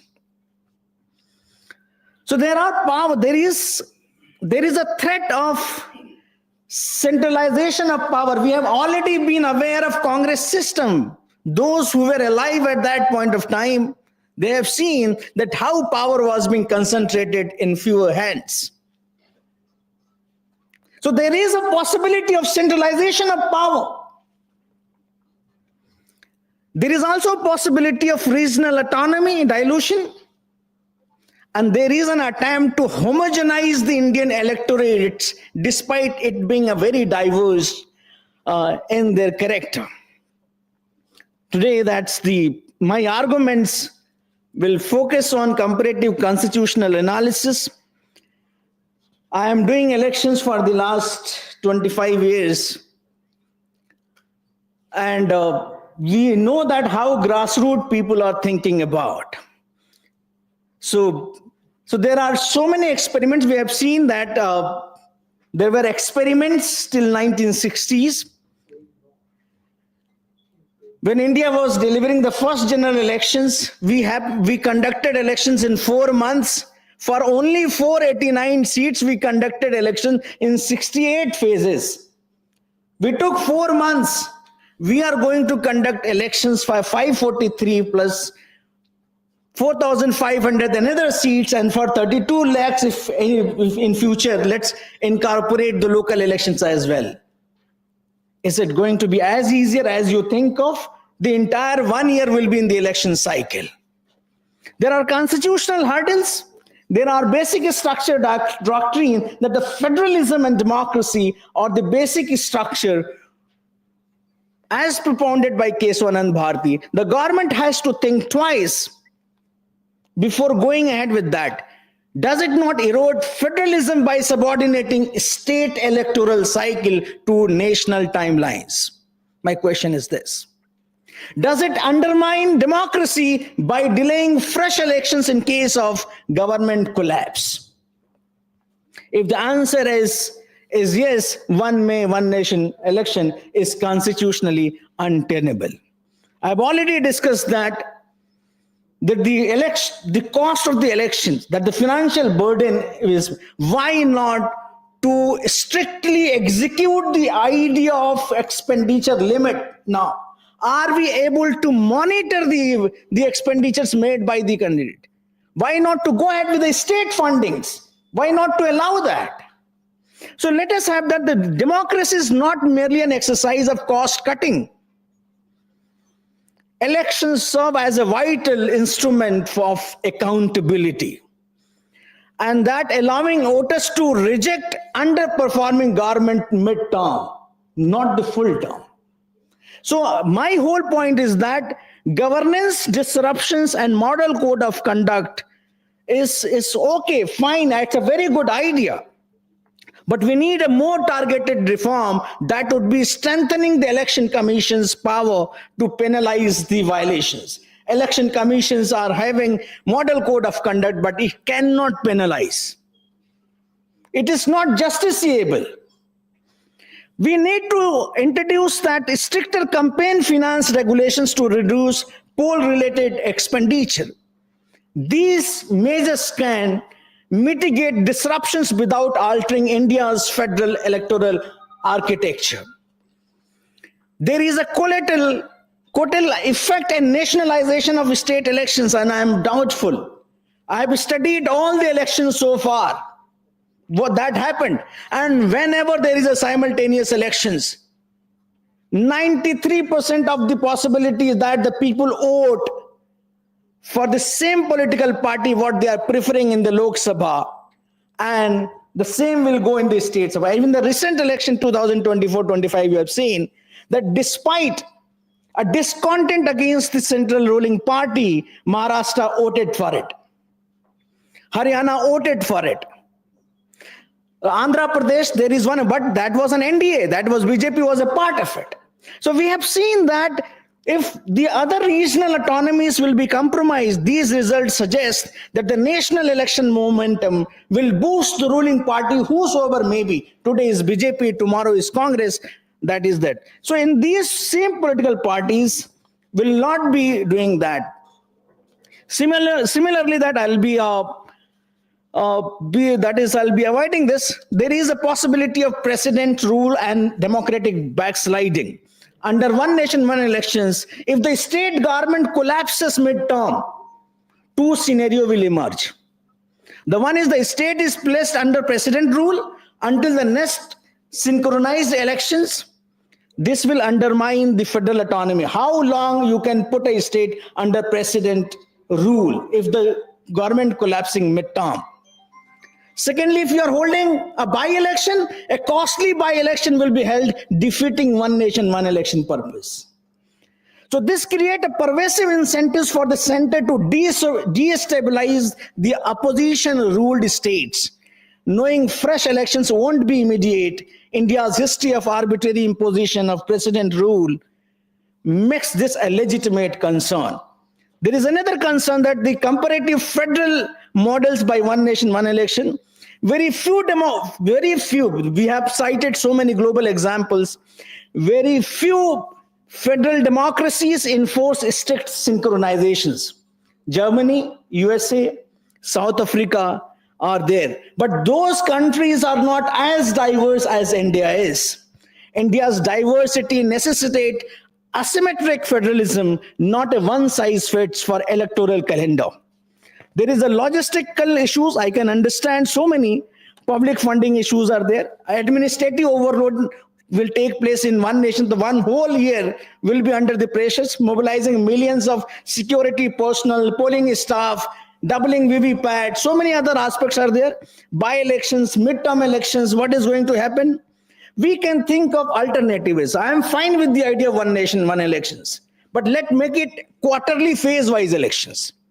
On every quarterly phase-wise elections, there can be an assessment, because midterm elections is also an assessment on the performance of the government, how the government did. And it gives the power to the people in a democracy to assess whether the party who they have voted is doing what they have promised or not. So that is, strengthening the model code of conduct is another area, and public funding of the elections. This is what I just want to answer because the time is less and I don't want to come in between. Thank you for the opportunity.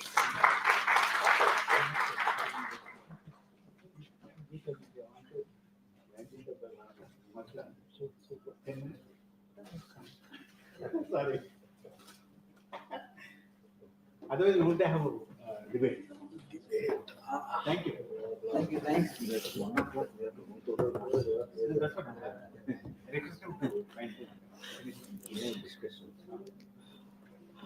Okay, thank you. Thanks, the chair, co-panelist, Professor Afroz Alam, colleagues, senior colleagues, friends, students and scholars. Thank you very much. Thanks to Professor Barmananda and Professor Jia and Professor Nageshwar Rao for inviting me here. I think most of the issues have been covered since morning. Nothing much to add, I would say. But still, I think sometimes repetitions are also fine. Because if we repeat the ideas, then what it makes is that the idea needs to be taken forward. To start with, I would say that the ideas rule the world, however, only when those become reality. Ideas may remain idle without takers of the idea. Ideas, when aired, also get contested. If pursued constantly and consistently, contestation might invite conciliation, compromise, and consent. Thus, thesis, antithesis, and synthesis are the common processes in the emergence, evolution, and development of ideas. As of now, one nation, one election is an idea, and there are ideas against the idea. As envisaged by Niti Aayog as simultaneous elections, in synchronized manner, it essentially signifies that a voter will cast their ballot for every tier of government, central, state, or the local on the same day within their constituencies, although voting may still happen in phased manner throughout the nation. So now the context has already been told, that the context is that various kinds of committees, Government of India, Niti Aayog, these bodies have been talking about this issue, and the rationale is given that it is not only that we are proposing it right now, but it has been there. It is argued that it was there till 1967 in this country, and many countries are still following the one nation, one election. When we look at the kind of issues, I think what has happened is that the rationale has been given: cost effectiveness, addressing governance deficit, elevating burden of administration and the security forces. Wisdom voting is also something is being invoked, because the law commission opinion was that the simultaneous elections will give voters the chance to assess the functioning of the local, state and central governments efficiently and effectively at the same time. It is also contended that individuals are intelligent and fully aware of what and who and what they should be voting for. You know that there have been simultaneous elections in some of the states, and the people have voted different political parties. That is also the kind of argument which is being given. We know about the state of Odisha, we know even southern states, it has been happening. Then, now what are the challenges? Challenges are in terms of violation of the constitutional framework. That's why the government is giving a lot of space for the kind of contestation or let's say opinion formation. Then I think the violation of basic structure doctrine, that is also something which needs to be taken into consideration, because the basic structure put forth by the Supreme Court asserts that certain fundamental aspects of the Constitution cannot be altered, even by the means of constitutional amendments. Free and fair elections are regarded as an integral part of the basic structure. Introducing simultaneous elections could be interpreted as changing this essential feature of the Indian democracy itself. Then there are certainly constitutional challenges which the government is trying to address. Now, fall of the government before completion of the term, that's where the midterm election takes place. Because the time is very short, what I'll do is I'll straight away go to Dr. Ambedkar's idea about, let's say, simultaneous elections.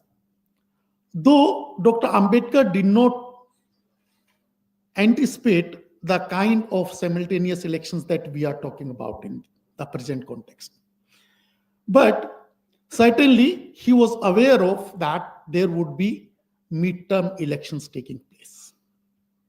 And despite having simultaneous elections, there could be a possibility that we will have to have the midterm elections. So, Dr. Ambedkar is generally invoked on contemporary and contentious issues impacting the nation and society. His insights have not only been for those times of his interventions, rather were put with a vision for a strong and democratic nation. Therefore, in my understanding, his perspectives need to be taken into consideration. One may argue that there is no direct reference to the simultaneous elections in his articulations, but there is something known as circumstantial evidence in the legal pronouncements, and I intend to bring in those here. After the developments of 75 years of working of the Constitution, governments of different kinds, changes in the economic philosophy, and above all, transformation of society's outlook, Ambedkar would not have shied away having his opinion. On the basis of his interventions in the Constituent Assembly and other writings, one may infer the following. Ambedkar would have been concerned about the unnecessary costs of elections. However, we need to look at exactly what are the costs involved. by the state machinery or the non-state actors like political parties, the corporate houses, and the candidates themselves. And this issue is being raised since morning.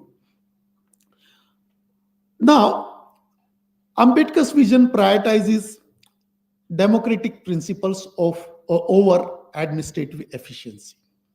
He would likely argue that the cost of elections is a worthwhile investment in a democracy, especially when weighed against the risk of undermining federalism and representation.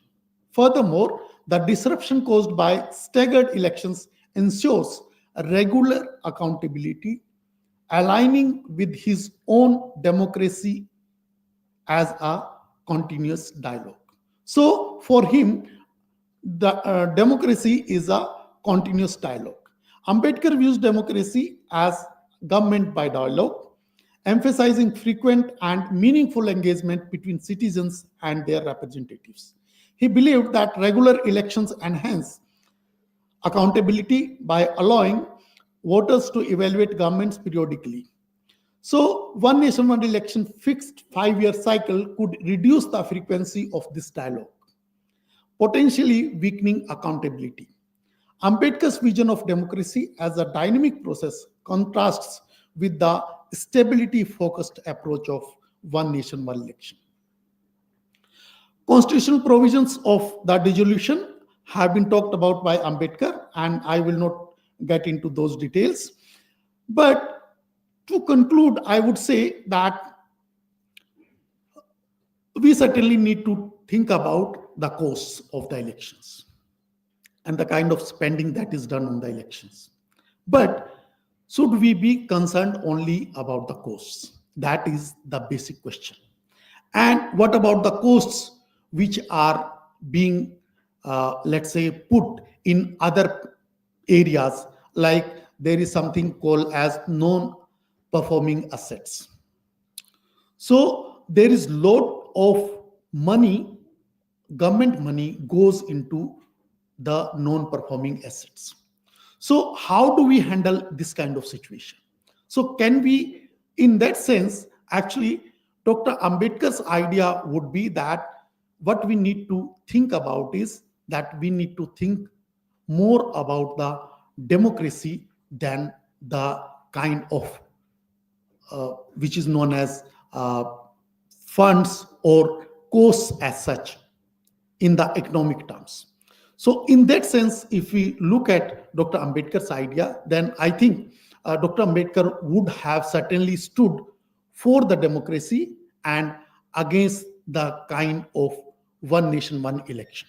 But at the same time, what I think Professor Alam finally said, that we need to take into consideration that what best can be done.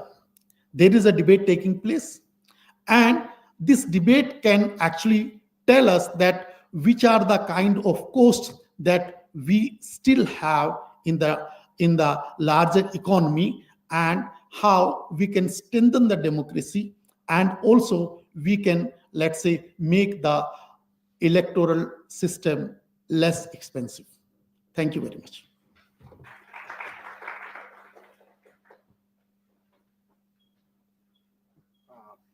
Thank you very much. A lot of issues are involved, but I thought I would just make two observations.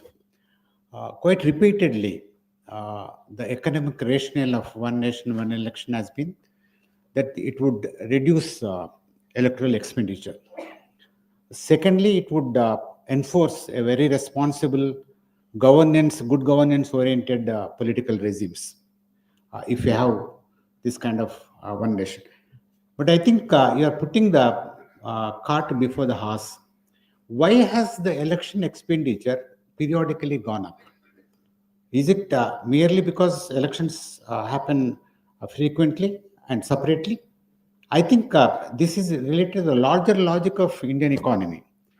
In the neoliberal context, okay, because of the huge process of primitive accumulation, okay, there's a lot of speculative money available. Okay, if you look at the background of the people who are contesting the election, it becomes very clear. It's not the traditional loyal political activists. It's the people who have a lot of speculative money who are entering into the electoral process because political parties prefer. So whether it is one election or multiple elections, these people, as long as they are going to enter into the electoral, they will violate all the election commission norms and regulations and go on spending. The very numerous kind of innovative ways of spending the money in the elections. Okay, that you cannot stop. Secondly, question of good governance and policy adherence and all that. I mean, that's also related to the shift in the very nature of, very character of Indian state, from welfare oriented state to a neoliberal market oriented state. Since this shift has happened, therefore the burden of taking care of the people's needs, okay, whatever extent it is, which we call populism, has arisen.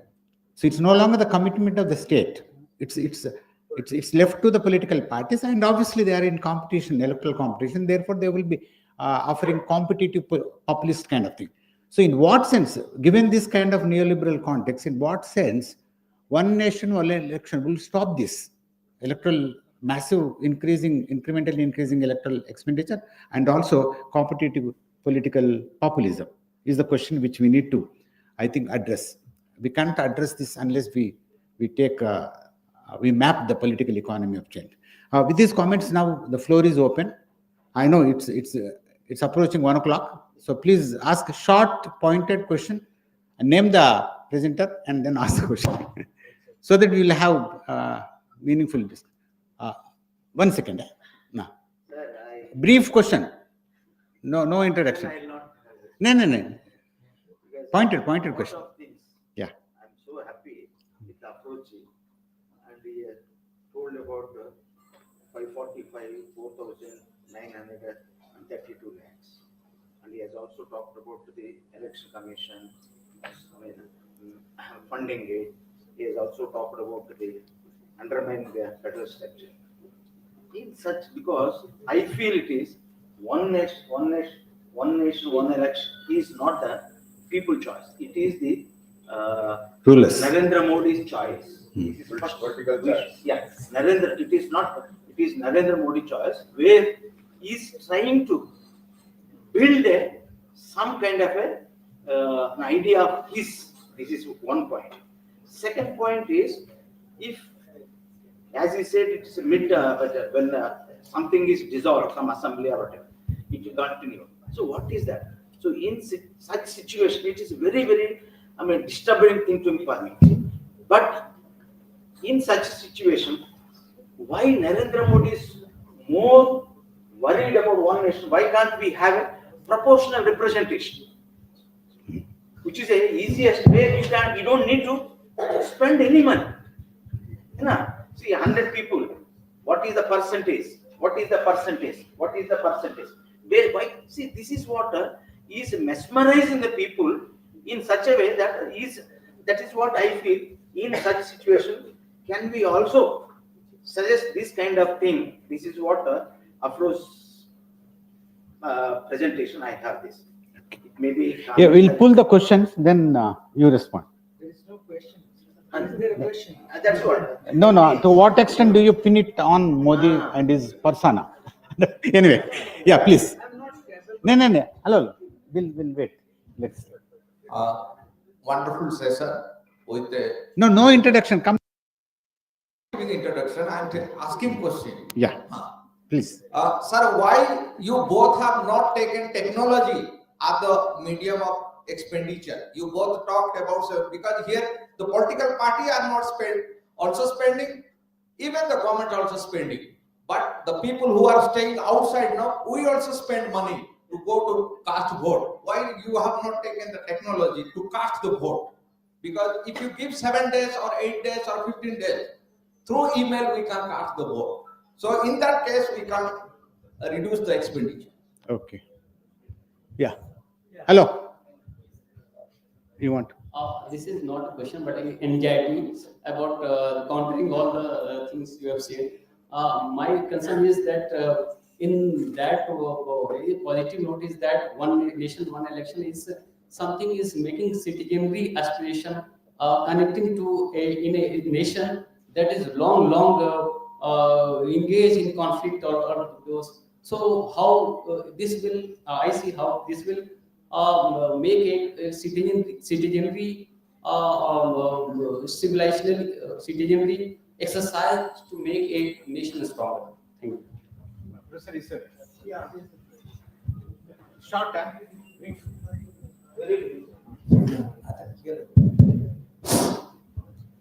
Thank you.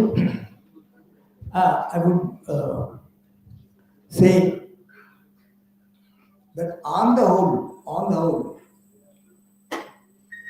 one, whether it is the agenda of BJP or critical analysis and conclusion by different political scientists and political parties.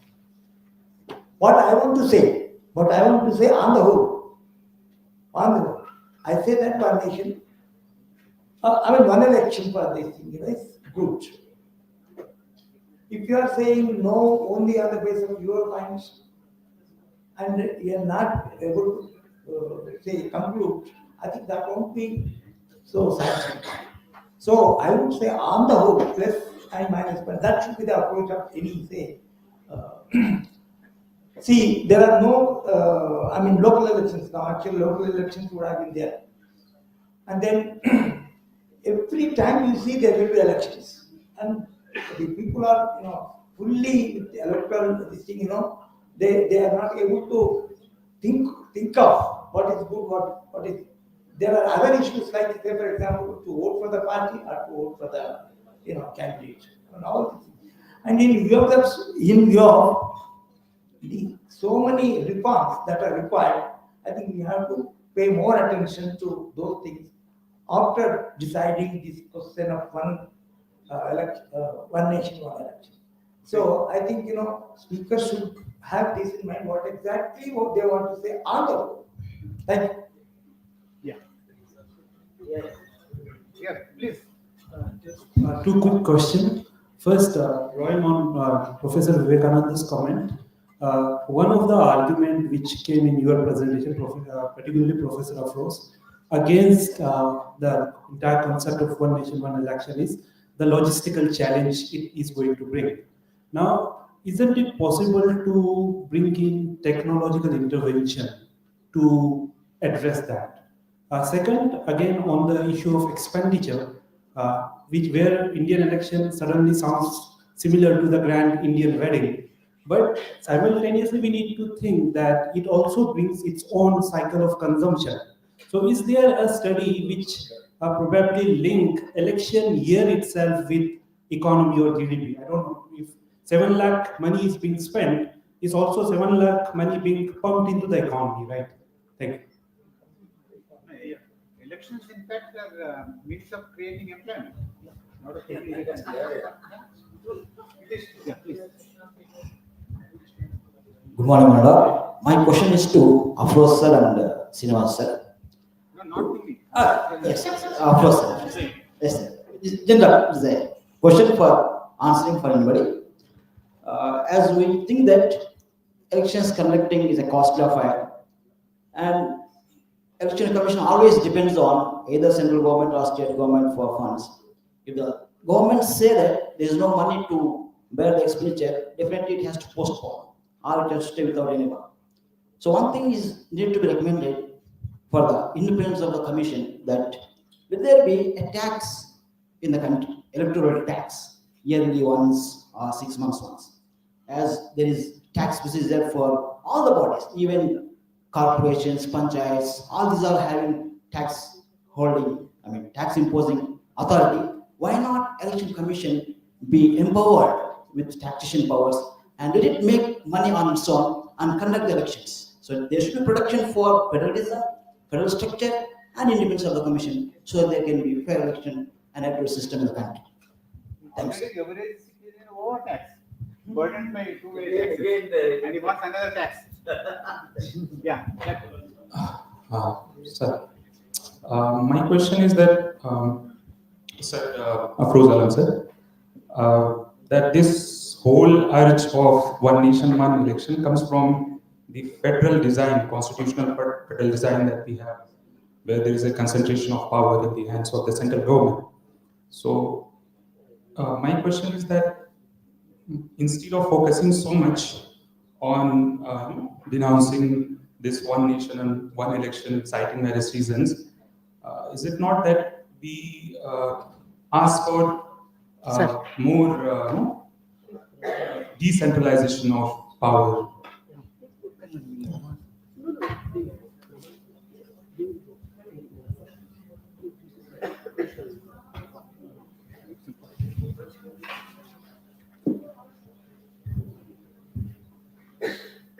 मेरा सवाल जो है वो professor बसवा sir से है, जो उन्होंने सुबह में कहा कि इलेक्शन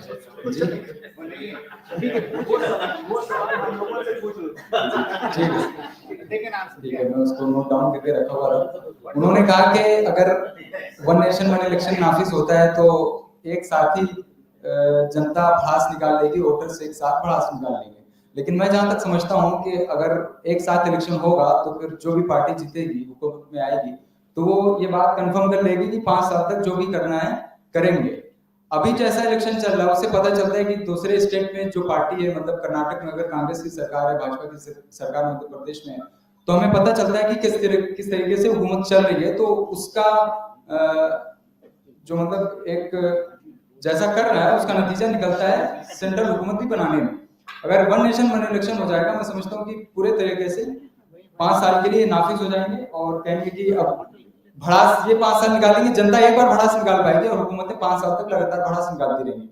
और दूसरा, बसवा सर ने कहा कि 1.5% जीडीपी के बढ़ोतरी का इम्कान है अगर वन नेशन वन इलेक्शन हो जाता है।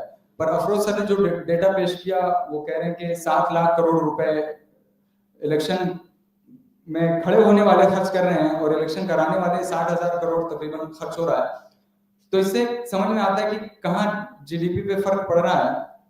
और तीसरी बात मैं जो सोच रहा था वो ये कि अगर एक साथ वन नेशन वन इलेक्शन होता है तो अनएम्प्लॉयमेंट ज्यादा हो जाएगी, कि मतलब कि एक साथ ही एक बंदे को कारपोरेट का इलेक्शन का भी वोट निकाल दे रहे हैं, पार्षद का भी वोट निकाल दे रहे हैं, एमएलए का और एमपी का भी एक वोट, एक बंदा बैठा हुआ है और चारों वोट एक साथ हो जा रहा है। यही सवाल थे, अगर कोई जवाब दे दे। शुक्रिया।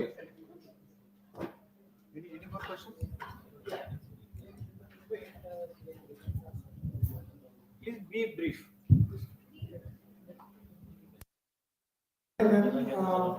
From me, election democracy is between deep state and common man. And in India, where majority, the 1% of the wealth is 60%, the wealth of the nation is under 1% of the population, and more than 60% are living in rural area.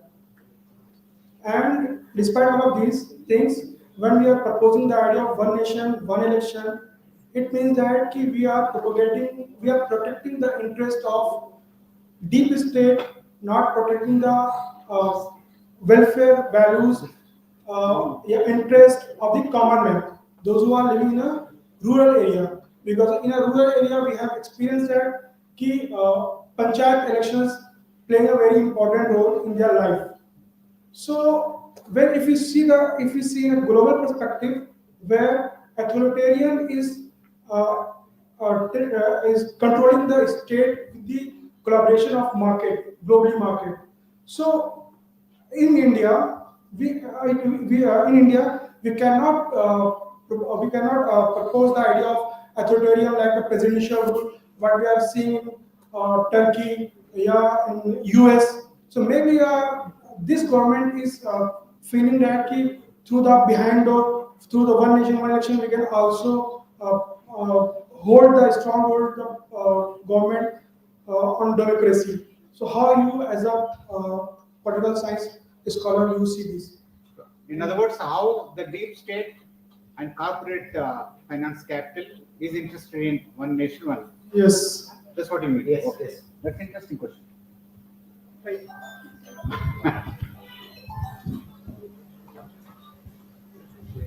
Good morning, good afternoon. I would like to ask both the professors.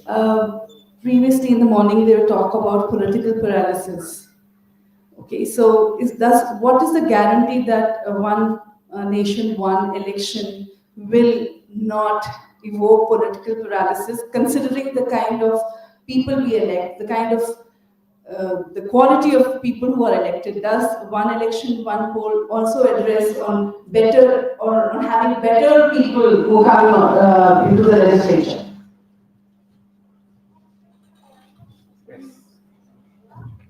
Please.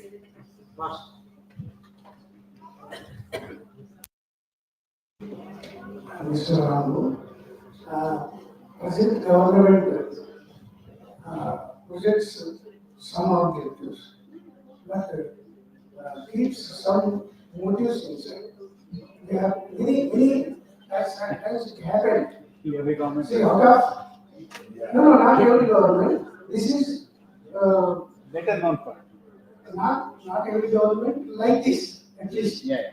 This is more, because you see, in past 11 years we have observed, their motives are different, their projections are different, and the people of the country are totally misguided.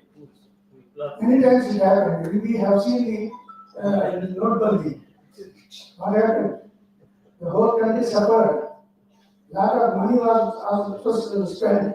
Like that, it is going to happen in this case of MPA. And one more thing, why simultaneous elections failed, that we have to study a lot. Simultaneous elections were there till 67, isn't it? Why they were failed? First we have to study. Yeah. So that is the important one. Unless we don't study, if we go further, that will be a burden to the total nation. Again, failure. We don't get a result. It will be again failure. I have a question. This side, to both the speakers. Is it structurally possible? Is it structurally?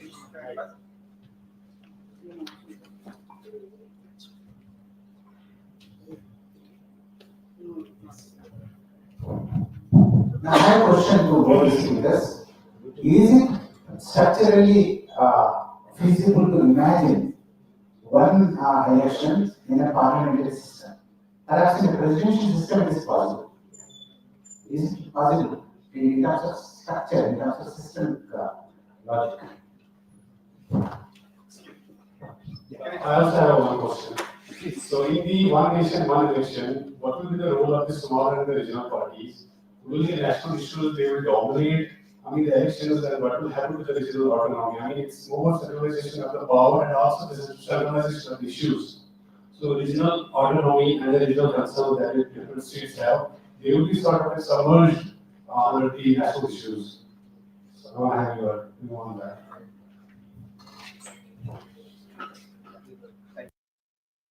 Basic idea this one nation and one nation and one election. Actually the political science actually begins with from the empirical understanding. It's an empirical investigation. So Herodotus actually began understanding society and state relations between these two. Herodotus is from the translated version of Historia, says that understanding any state force or force of any kind in a society has to be come from that root. This is actually this. I don't know that since the beginning of one nation, one election, that the actual academic discussions have been taking place in India. Actually, these institutions, especially universities and higher education learning institutes, actually politically biased and ideologically actually rooted with their minds. So why not this idea actually begin? It has to be actually tested with the empiricism with open mind. Why my suggestion is to the Indian academia that has to actually gain the deeper sights from the people. So actually the nature of the original ideas actually come from that. These are the institutes. The students come from with the basic ideas and basic philosophy, biasness.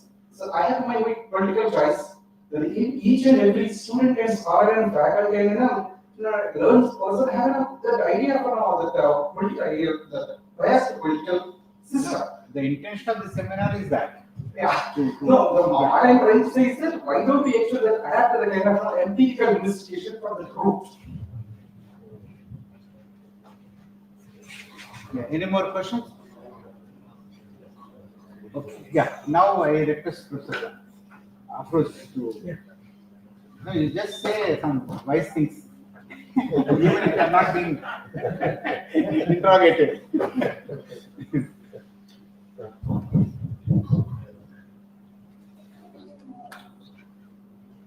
I'm very envious of all of you that you got enough time to raise your questions and we got the time to speak on.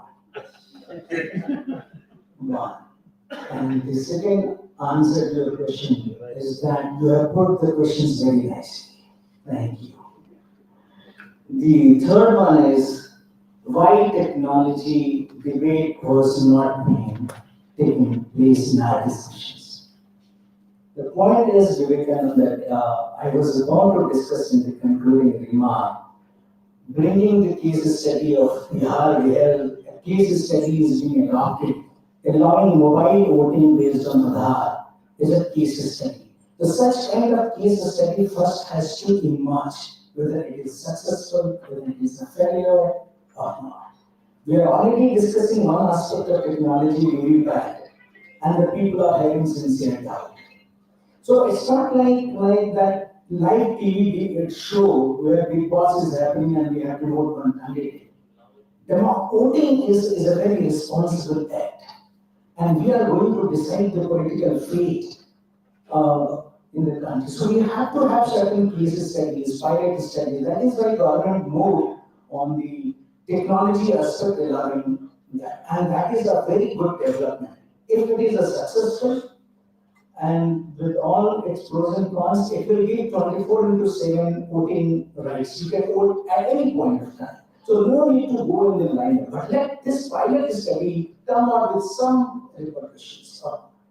So every elections are like that. That is why, of course, that it will also enhance and reduce. You know that the technology is a double-edged sword, and we are already dealing with it. There are global players. You will lose control because you know that it can be hacked while sitting in Congo. So it will create convenience, but at the case of it will also create vulnerabilities. It can be done in the ways that because when your billions and billions of amount are not saved, your vote will equally not be saved. So it is something we have to work on it. So the election body, yes, that's a very good point. The election that the 7 lakh crore figure which I have given, it was a conservative figure. So after calculating all pros and cons and reducing the minimalist cost for 32 lakh elective positions, we came out with 7 lakh expenditure. So the idea is that my whole point is that whether we can be lock Indian democracy in 5-year cycle, election cycle, at the cost of the efficiency. It's just like giving a chance to underperforming government for full 5 years, no question. Why not to fix the term? Why to hold the election? Fix the term. 5 years, the election cycle is there. So we have already discussions. Of course, yes. The election commission's funding issue was there. I am saying that why not electoral bonds issued in favor of election commission? Why it is given to political parties? So let the election commission be rich enough to fund the elections. Why the corporates, why the deep state are funding political parties and a party which is not also in RTI? We cannot know that who has funded for what and what favor you have given to that corporate.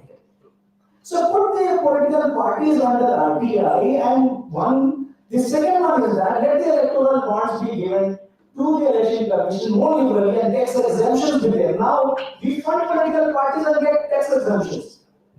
3,000 political parties, those are washing machines. Converting white money, black money into white, those are proxies of many political parties there. So that is happening. I did one project on that and the report is already there on public. So yes, there are so many governments, parallel governments are there. I said the quarterly, let there be a quarterly election. Why not to make the term of the Lok Sabha 8 years, on every 2 years like Rajya Sabha? So those fixing the term, anyone who will find not, the government will not collapse. The party in power may collapse because they loses the majority in the parliament. There will be no elections. Those parties in which favor the parliament vote for next time, if that can be a possibility of partyless government. But sometimes it is being minorized. We can be explaining that. And a deep state and I do certain election surveys on the call of so many corporates, and I realized why they are interested in doing election studies. Corporates. And I know few of the corporates in Telangana for whom I did, but I did for academic reasons because I needed the data and they had the fund. So I said that, okay, why are you interested? Then I realized that they have to fund some party 800 crore and some party 50 crore. So based on that data, they will be deciding why they are funding. They need to be pro. It needs some people to do research. Like that. One Nation and One Nation feel that already also has answered. Is it structurally possible? That's a very brilliant question to imagine. One Nation, One Election in parliamentary system. Whatever examples that are being brought in are from the presidential model. We have to, that is why, because parliamentary model was fit due to the federal character of its society, due to the federal needs of its regional units. Let the state elections be based on the state agenda. State agendas are different, national agendas are different. Let one-time elections are happening. One Lok Sabha election is already happening only once. So national election is happening only once. Let the state elections be certain. Like you can club that the South Indian elections will take place at this month. You can have a quarterly, 4 phases elections. The One Nation, One Election is not entirely bad idea. We can improvise upon it based on the societal circumstances, constitutional feasibility, and the requirement we have. So many regional, of course, yes, regional autonomy is there. Objectives and agendas, that's a very political question. Everybody does, and we are aware of that. And let's see that. Somebody asked for guarantees. Modi ji ki guarantee ke alawa koi guarantee nahi. Only he is in habit of giving guarantees. We should be in a way to question why those guarantees are not being fulfilled. So we should be an accountable citizens. We should not be easily believing until and unless we develop critical ability to question our own government who we voted for. We no longer performing the role of a citizen, rather we are a subject of a political party. Then you are a citizen or subject. Okay. So I think this technology question is an interesting question, and but you know that how technology is being used and misused, and the kind of technological literacy that we have in this country. How do we handle that? That is one of the most important questions, because many a times technology is not used by the end user. It is someone in between who would be doing something for the end user. And that's where actually technology, majority of the times, would be deceiving the common man. And that's actually, I think, whether we say Aadhaar card is now, you see that under this Bihar, whatever that revision is taking place, Aadhaar is not considered for your eligibility to be a voter. So what do we do about this? So technology, here again, Aadhaar is technologically driven and it's connected and everything, but that is also not there as per the Election Commission's guidelines. Then, I think this presidential system, this issue has been talked about for the last 20 years or so. And I still remember that Advani was favoring this at a particular juncture of time, and there was a congressman, he also wrote in newspapers during those times that we need to have the presidential system of government. And see, the beauty, I think, of the kind of regime that we have is that they are in a position to do something which was being thought 20 years back in a different manner, but now they want to do it in a normal manner. That time it would have been, if you get into saying that we'll have a presidential system of government, there would be opposition. The people will come on the road. But you do something which is actually like a presidential system of government. And that's what is happening. And it is not this one case. There are many such examples wherein the government has been doing something and telling something else. So that's where I think we need to look into this, the presidential system of government and how does that happen. Then political balances Ma'am was talking about. I think this political balances is something wherein, see, criminalization of politics is taking place. Corporate houses are funding in a very, very big way to the big political parties, national parties. And now actually it has gone to a particular kind of political party. And that's where I think this political paralysis is something we have been hearing about, policy paralysis during the UPA times. But now we are going to hear about this political paralysis as well.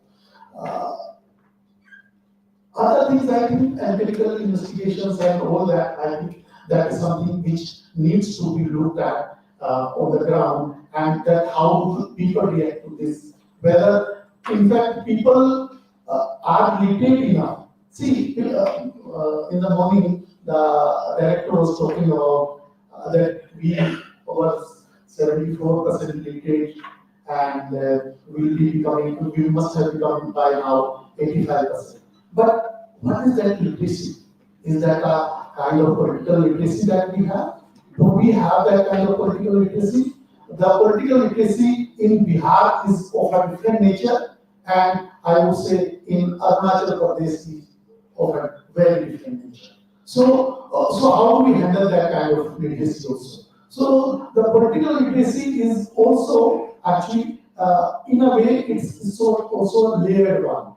So how do we make the people, the voters literate, and then they make a decision based on their wisdom? That is something which is really a difficult task in our democracy that we live in. Thank you. Thank you very much, and it's been very lively session. A lot of issues have been raised. It's not easy to resolve them, but at least we should be conscious of the intricacies, challenges, complications involved in this debate. Concerning technology, if technology is in fact a critical question, why are the advanced industrial, technological, economical advanced countries still holding on to direct paper? It's a question which needs to be reflected. And democracy is not an issue of technology, it's an issue of people. So bring the people back to the center of the debate. I think the entire discourse on one election, the people are somewhat, if not missing, marginalized. Bring back the people, bring back the civil society. Okay, so substantive questions of democracy, how do you debate it in the context of, to make one election slow and meaningful? We need to bring back a whole lot of issues, okay, related to the civil society, civil rights, issue of regional aspirations, okay, the question of executive accountability to legislature, which is extremely weakening now, not only in India, in large parts of the globe, you see the rise of executive vis-a-vis the legislature. And what is the fate of, as friends said, deep state? What is the fate of media, for instance? What is the fate of the different kinds of representative institutions? So, a whole lot of issues, gamut of issues need to be brought to the center of the discourse. So, otherwise, one election, one nation, one election would merely be a technical issue rather than a deeply political issue. So, therefore, we need to bring a whole lot of questions related to democracy to the center of the discourse. I think you want to propose vote of thanks? Yes, sir. I'll open. Yes.